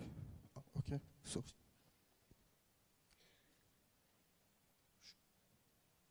Je voulais juste apporter une contribution. C'est sur, disons, les éléments auxquels mon collègue jeune a relevé sur l'écotourisme, l'agriculture, l'industrie agricole, ainsi que les étendues, ainsi que sur les aspects liés au secteur rural. Je voulais juste dire que dans le secteur rural, il va falloir aussi qu'on accorde plus de chance aux jeunes qui sont dans le secteur rural, ne pas les limiter qu'à la formation professionnelle et technique à un niveau plus bas. Je pense qu'on peut aussi les donner plus de chances d'aller au plus haut sommet de la pyramide des études, de manière à ce que, c'est vrai qu'en grand nombre, les universités dans les pays d'Afrique sont donc dans les villes, donc en milieu urbain, mais de manière à ce qu'ils repartent avec un peu plus de background, plus de niveau pour affronter les défis de l'agriculture. Parce que l'agriculture devient de plus en plus intelligente, mais elle a aussi de plus en plus de défis. Il y a les changements climatiques, il y a la question du One Health, les maladies transfrontalières. Il faut donc aujourd'hui, les solutions qui sont apportées, ce sont des solutions, disons, technologiques ou génomiques. Mais ça s'apprend dans des bonnes et dans les grandes universités. Donc, quand on va parler du secteur rural pour les jeunes, ne les limitons pas à ceux qui sont dans le secteur rural de voir, disons, de faire juste la production, mais on peut aussi donner à certains d'entre eux la chance de faire de la formation et repartir. Le deuxième volet, c'est celui donc de la part des jeunes dans l'emploi. Une des conséquences du faible effectif des jeunes, d'intérêt des jeunes au secteur agricole, c'est qu'à la base, on a moins de jeunes qui font d'abord globalement des études liées aux sciences et aux technologies en Afrique. Je pense qu'il y a des études où les statistiques du BIT le montrent bien. Par exemple, au Congo, dans mon pays, la dernière étude qui a été faite, ou enquête qui a été faite sur l'emploi des jeunes et le secteur informel, la part des jeunes qui étudient en sciences agronomiques et vétérinaires est de moins de 1%. Donc vous imaginez, si on regarde les pertes qu'il y aura à ceux qui ne vont pas finir la formation jusqu'au débouché, lesquels qui iront dans la recherche, qui reviendront pour enseigner à l'université, c'est un grand problème. Donc on doit aussi, dans le cadre des politiques et des plans d'action liés à l'agriculture, réfléchir comment depuis à la base, que ce soit au primaire avec d'autres activités, attirer les jeunes dans le secteur de l'agriculture et aussi développer des formations de technologie dans les universités africaines. Voilà ma contribution. Merci beaucoup. Oui, l'accès à la qualité d'éducation et de formation dans les zones rurales, c'est vraiment important. Pour l'égalité des genres, on va demander à une femme maintenant. Peut-être la dame derrière du monsieur. Okay. Good morning, everybody. My name is Epetin Dive. I'm a PhD candidate agricultural economics from the University of Buea, Cameroon. And I also lecture at a university. I have a contribution to make. While lecturing, I realized that most of our students are not only interested in agriculture, they are also doing agricultural activities. So I tried to do something like bring them together, like synergy, to find out what they are doing and how I could encourage them with my know-how. One of the things I realized is if we are going to get more youths involved in agriculture, we need to encourage incubation centers. Not only do we teach them theory, not only do we bring them into seminars to see what they are doing, we could take them to places where people are already succeeding for them to spend time to learn, to see how it is done. I went to the Songhai Training Center in Benin. I spent about 2 weeks there, and I saw what they were doing from one stage to another. When you go and see the practical work, you can go back and reproduce. So that's my contribution to our partners, NEPAD, FAO. Thank you very much. A very, very important contribution and an issue that has not been discussed yet. So thank you very much for this. Maybe a gentleman now in yellow-green shirt.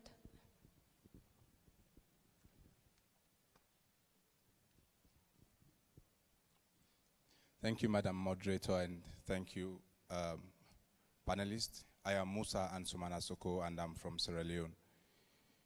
Having listened to all the very mind-blowing ideas, the perspectives into all of this, we must not forget about the earlier mindset, or certainly what has obtained over the period with regards to urban-rural disparities. We see disparities in terms of economy, we see disparities in terms of health access, disparities in terms of accessing safe drinking water services, and even disparities in education. But yet we see the very ironic side of it, where the very breadbasket of our countries are right in the rural communities. So it's about reframing the idea. How do we reframe agribusiness? How do we reframe agricultural development in a way that is also self-empowering to those young people engaged in it at those levels?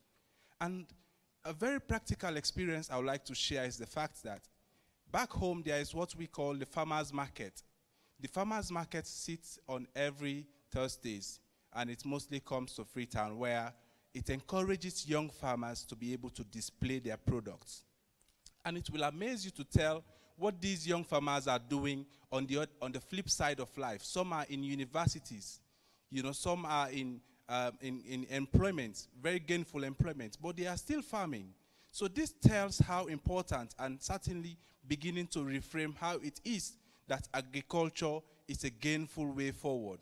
You shake the hands of the farmer in the market, way in the regions, and you know, you begin to realize how hard it is to at least bring up the rice that you eat. And we get to appreciate those efforts in a way that is even more convincing him to be able to do more. And certainly those empowering ways will also help to incubate those emerging young people coming in the fold of agribusiness and beginning to also breathe life in those areas that we feel capacities has to be built, and begin to also see how they themselves can help themselves and help others around them. Thank you. Thank you so much. One final intervention, so we can aim to finish at 12 o'clock, from a lady waving her hand here in the front.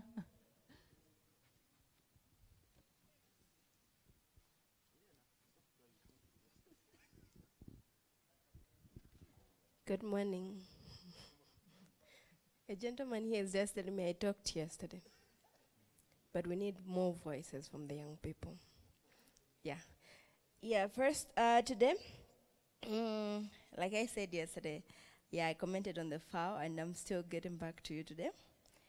I wanted to know, in the FAO setup, do you have a young farmer who represents farmers like in the region of Africa, let's say from all the regions? I'd like to get that answer. And then I'm seeing the AU flag there, and I'm wondering, do we have farmers who are sitting in the AU building in Addis Ababa who are representing young people? I also would like to get those answers, because we have people who expired to be young people maybe 21 years ago, and they're sitting in that building representing us. Whilst I'm there in Zambia or in Nigeria, working as a farmer. It doesn't matter whether I'm producing, I'm packaging, or I'm in the lab. I'm part of the food chain. That's why when I say making farming look sexy, I don't mean just being in the soil. I mean I can be in the lab with my makeup, researching. I'm part of the food chain.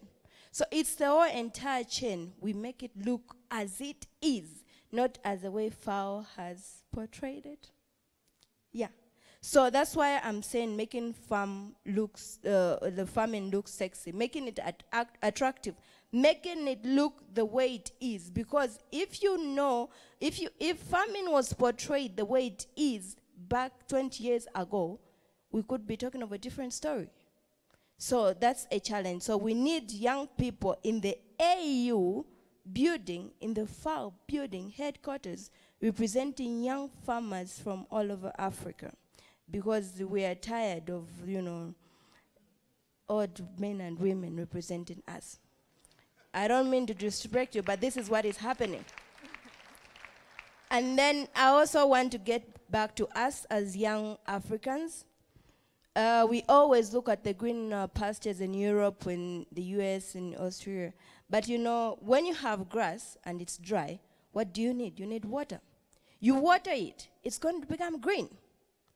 Nobody else is going to develop Africa if we don't do it. So we should not always look for a solution elsewhere. We are the solution. You cannot sit in Africa and wait someone from Europe, a young person from the Netherlands or from Italy to come and develop Africa. It's up to us. We must be patriotic enough to make sure that we stop this poverty ourselves. We cannot rely on anybody else but ourselves. I work in the hospital. I must tell you, we are losing so many young people because of poverty and hunger. But this thing, don't we just question ourselves, why should we do so? These are the things that we need to take, even before you go to sleep, you must think, what can I do for Africa? Do I love it enough that I can, spend my time and develop an application that's going to help Africa? Can I work hard enough to produce food that people don't die because of hunger? Hunger, we should not be talking about these things. So let's also put it as a priority. Every day, I must make a change. I must make Africa count. We should not be the people of, you're like, oh, they're Africans. Like, yeah, we're Africans. No, we should be proud. I'm African, and I'm going to make Africa proud. I'm glad that the people in Rwanda, I've spoken to young people in Rwanda, I think they're very patriotic. Something happened to me this morning. I was taking a picture, and I went and stood on a lawn right at the entrance, and then someone just comes to me and tells me, do you stand on the lawn in your country like this? I was like, wow. I was like, yeah, we do, but if there's a sign, you don't stand there. That was embarrassing. But the man was patriotic enough to tell me, you should not stand on this lawn. If 10 people, 11 people, 40 people stand on it, it's going to go bad. That's the kind of patriotism that we're looking for. So please, as young Africans, as young farmers, can we farm Africa out of poverty?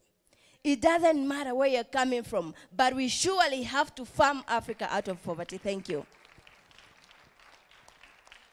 For sure, you will farm Africa out of poverty. You made me feel a bit old, though, in your intervention.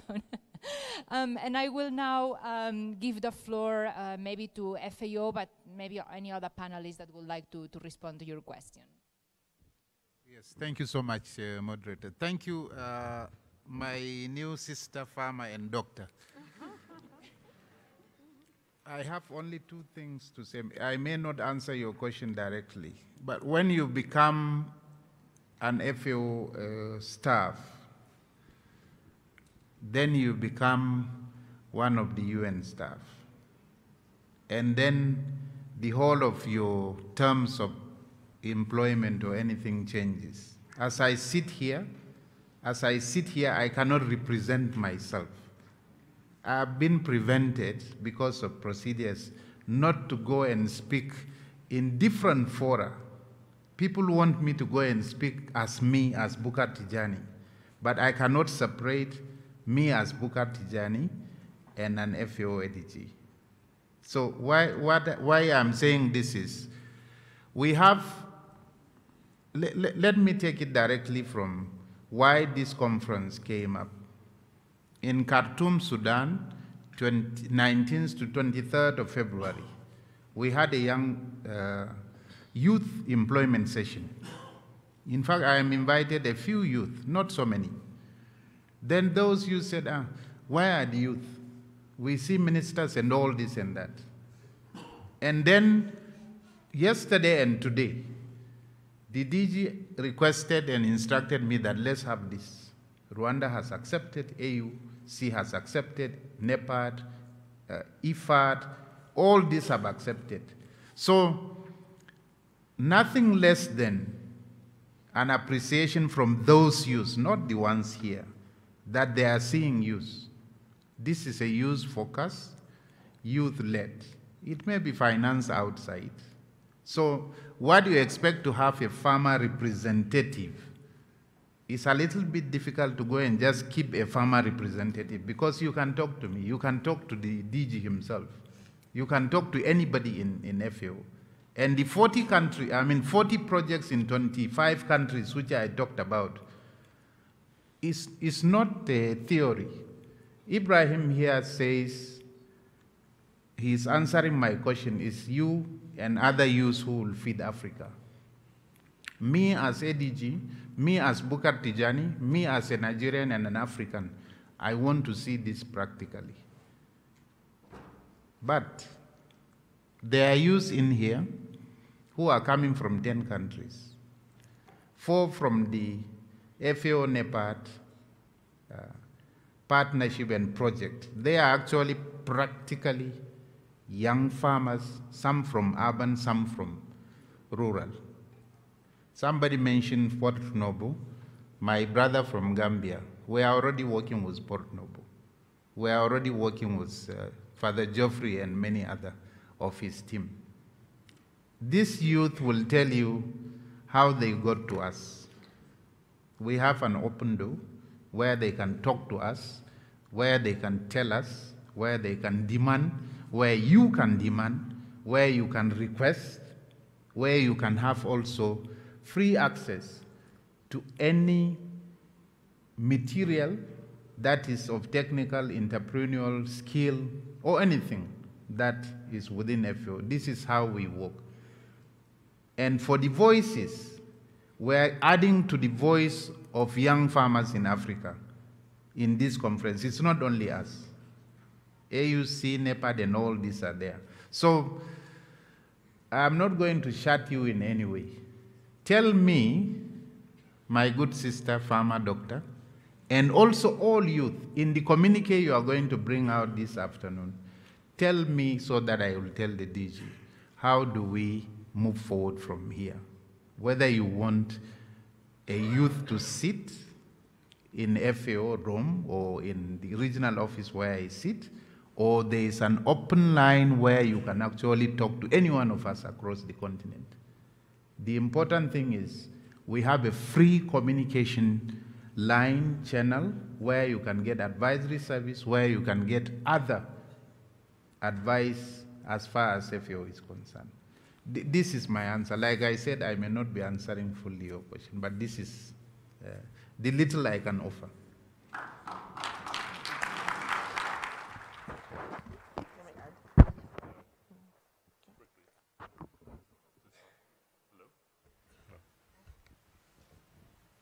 Okay.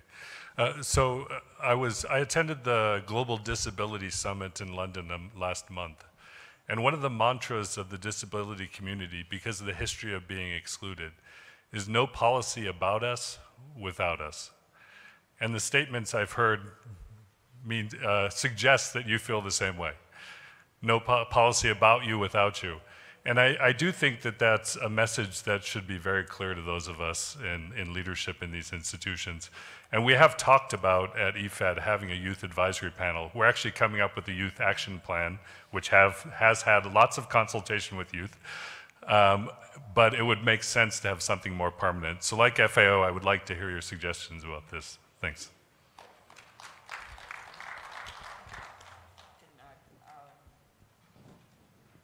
Just to add to what the two speakers have already said,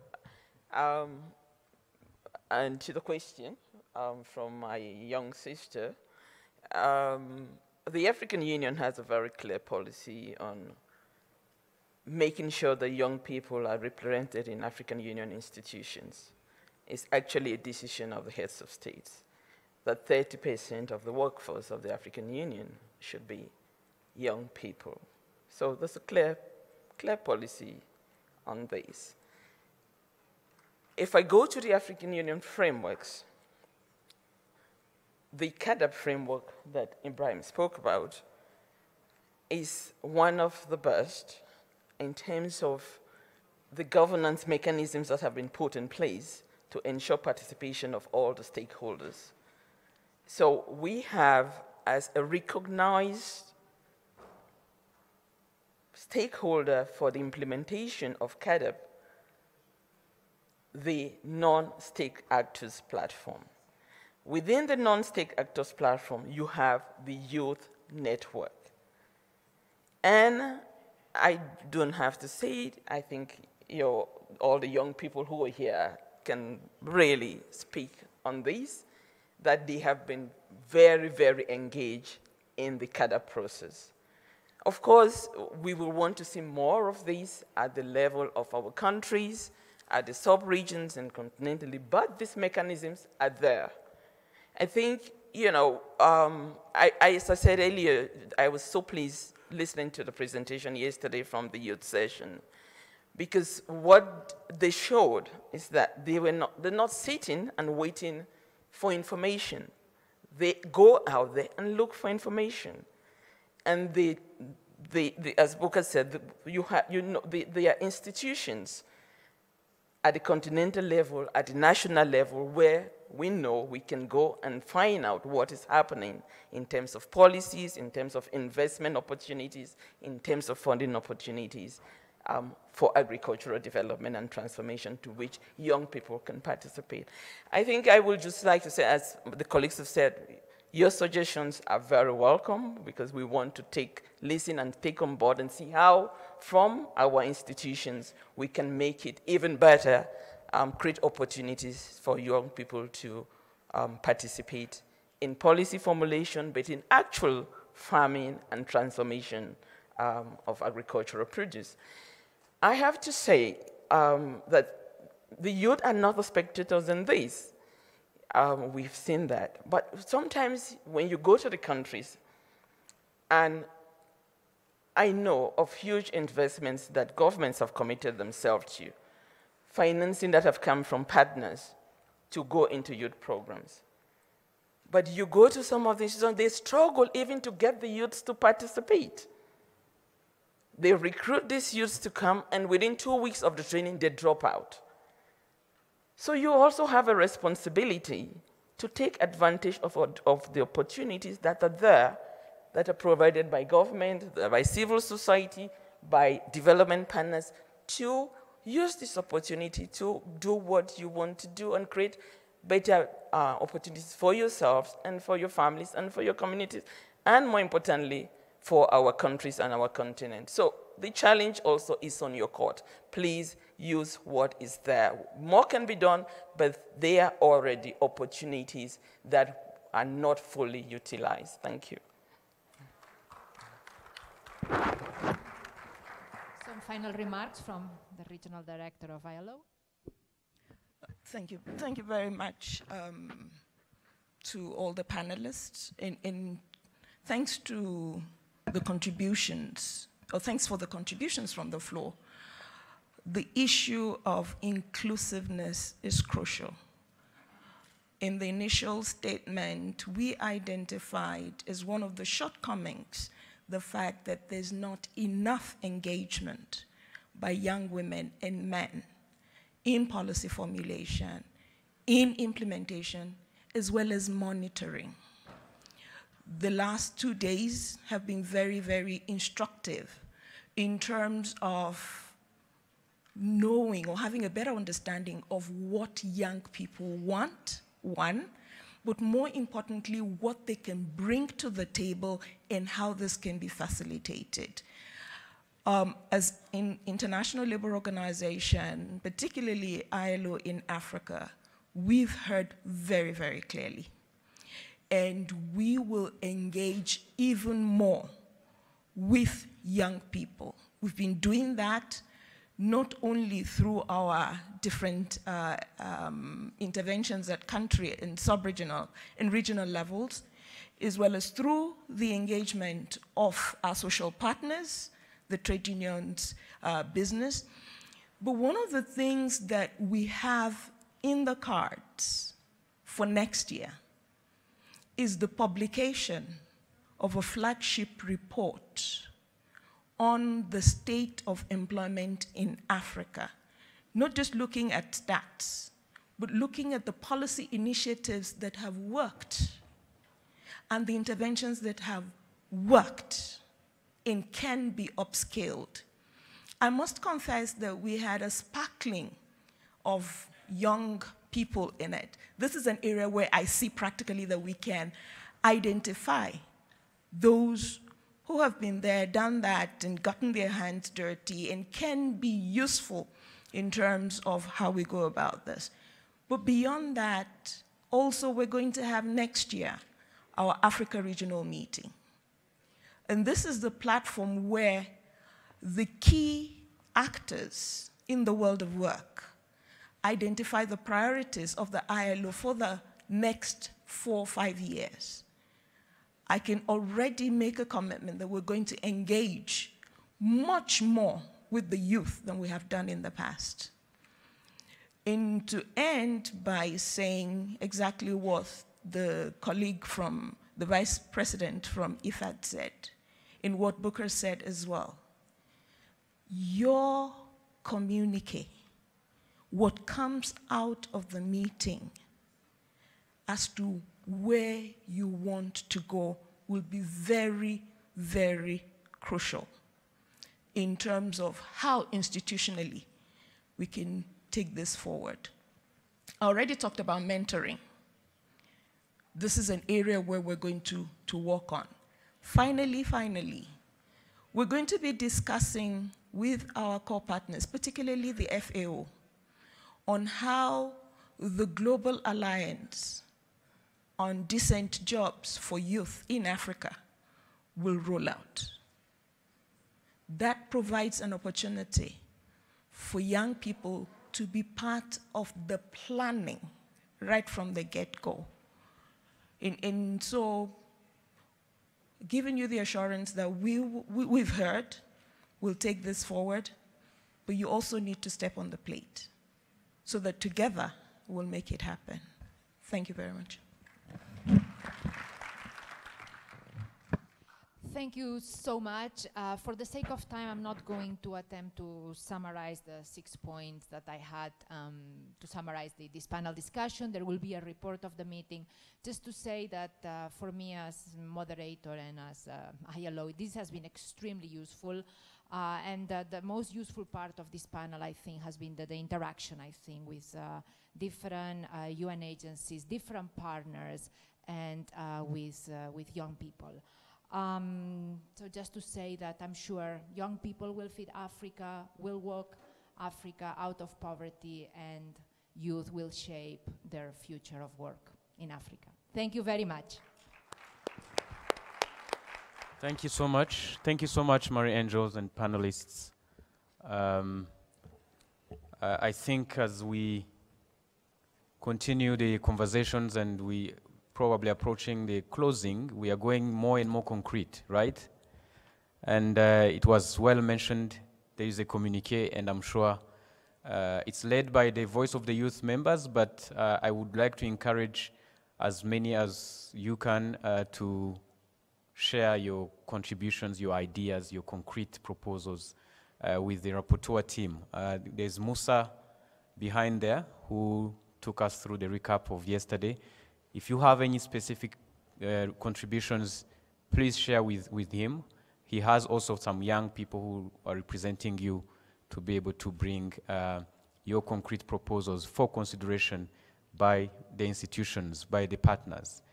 Having said that, the next session, of course, we're going to have a short break, but one of the most important sessions we are going to have right after is a matchmaking opportunity, a matchmaking activity with the the partner organizations here present. I would like to ask the IT team to put the slide of institutions here present that are going to kindly meet various youth from different places and engage on what concretely could be done as we even prepare for this afternoon's closing ceremony with a special communique from the youth.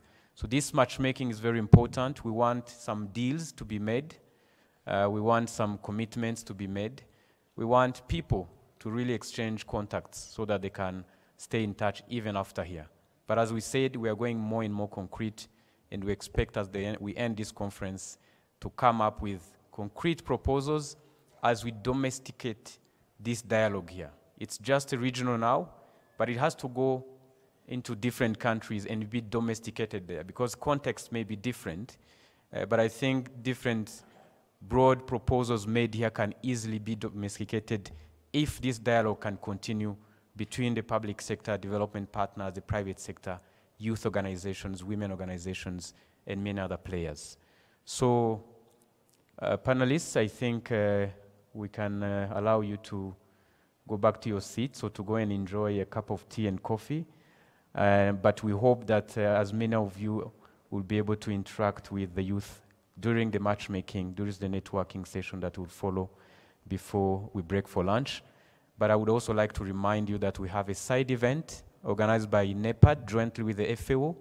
It is concrete also because it is talking about a specific project we have been implementing in different countries. I would like to encourage you also to join. It is right after this. It's right after this hall. It's in MH4. Please join and let's listen to concretely what has been happening and what we can learn from there. So once again, thank you so much. May I kindly, if you can give us 2 minutes, 2 minutes just to call upon Michael. Michael, please. He's going to just take 2 minutes and take us through the proceedings of the matchmaking session. And I don't know if you can put up the slide. Do we have the institutions? Please, panelists, you can take back your seats. Thank you.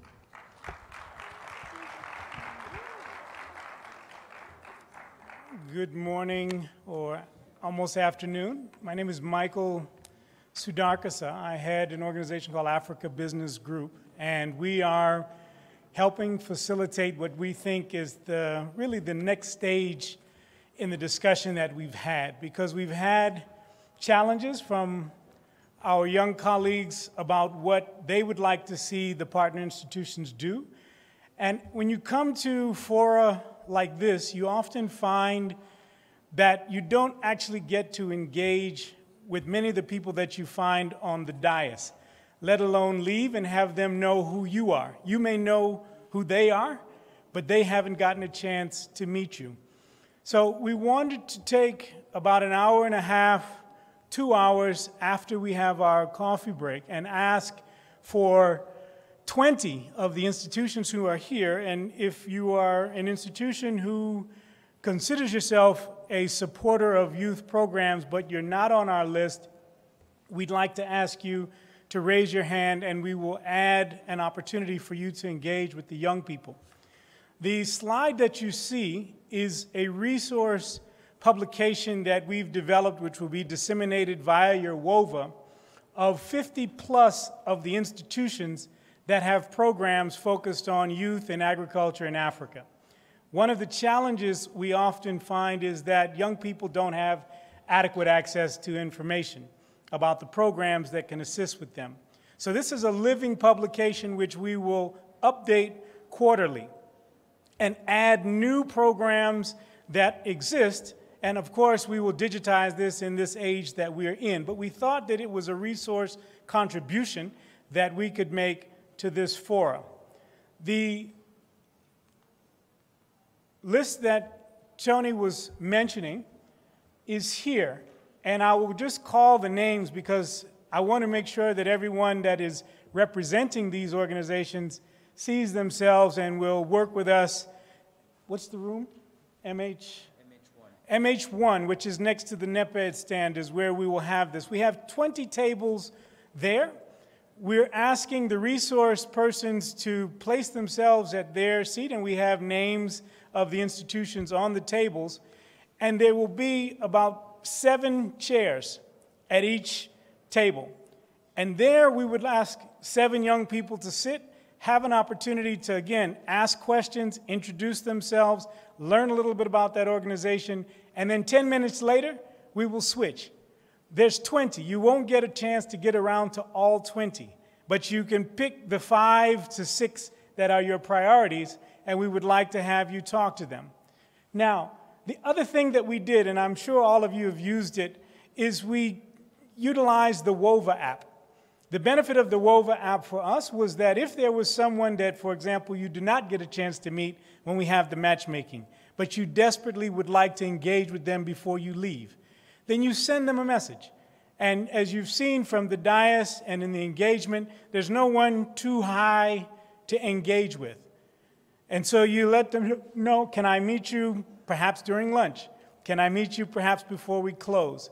If it's minimally just to put, again, a face to a name, it allows you to really maximize your participation in this forum. So AUC, Department of Rural Economy and Agriculture, the NEPAD agency, I know that there's a program happening parallel, but we hope that one of the team will be able to join us. ILO, UNIDO, IFAD, AGRA, CTA, GAP, Center for Agriculture and Bioscience International, CABI, AFRACA, the MasterCard Foundation, USAID, IITA, Hello Tractor, the World Bank, the European Union, FAO, of course, IKEA Foundation, Standard Bank, and Equity Bank. Now, if there's an institution that I did not call that is in the room that would like to be a part of the matchmaking dialogue, can you raise your hand, please? If you didn't see your name there, if there's anyone here that would like to be added. Okay? So I think we've covered those who are here.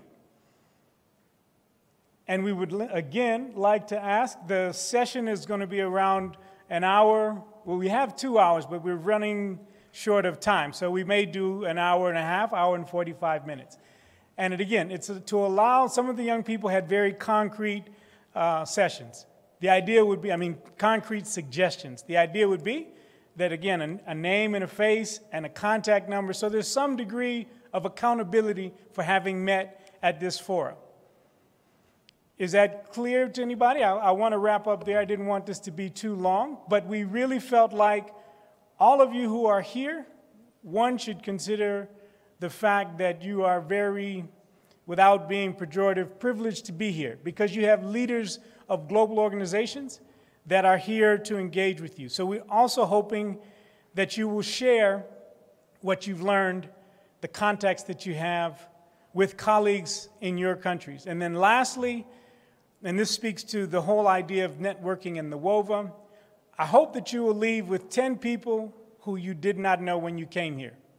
And at least half of them, ideally, are from a different region of the continent.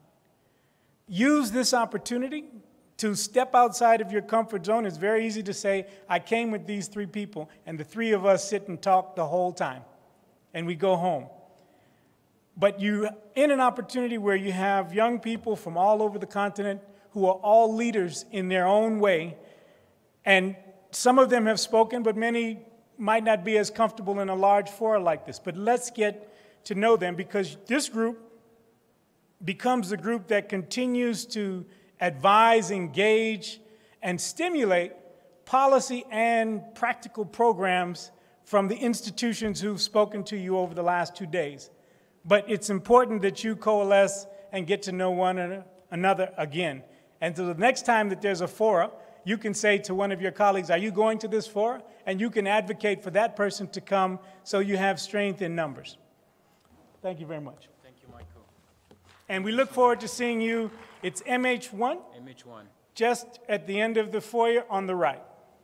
Thank you so much, Michael. So when we break for lunch in about an hour and a few minutes, after lunch we'll also come back, because after lunch we only have the closing at around 3 p.m.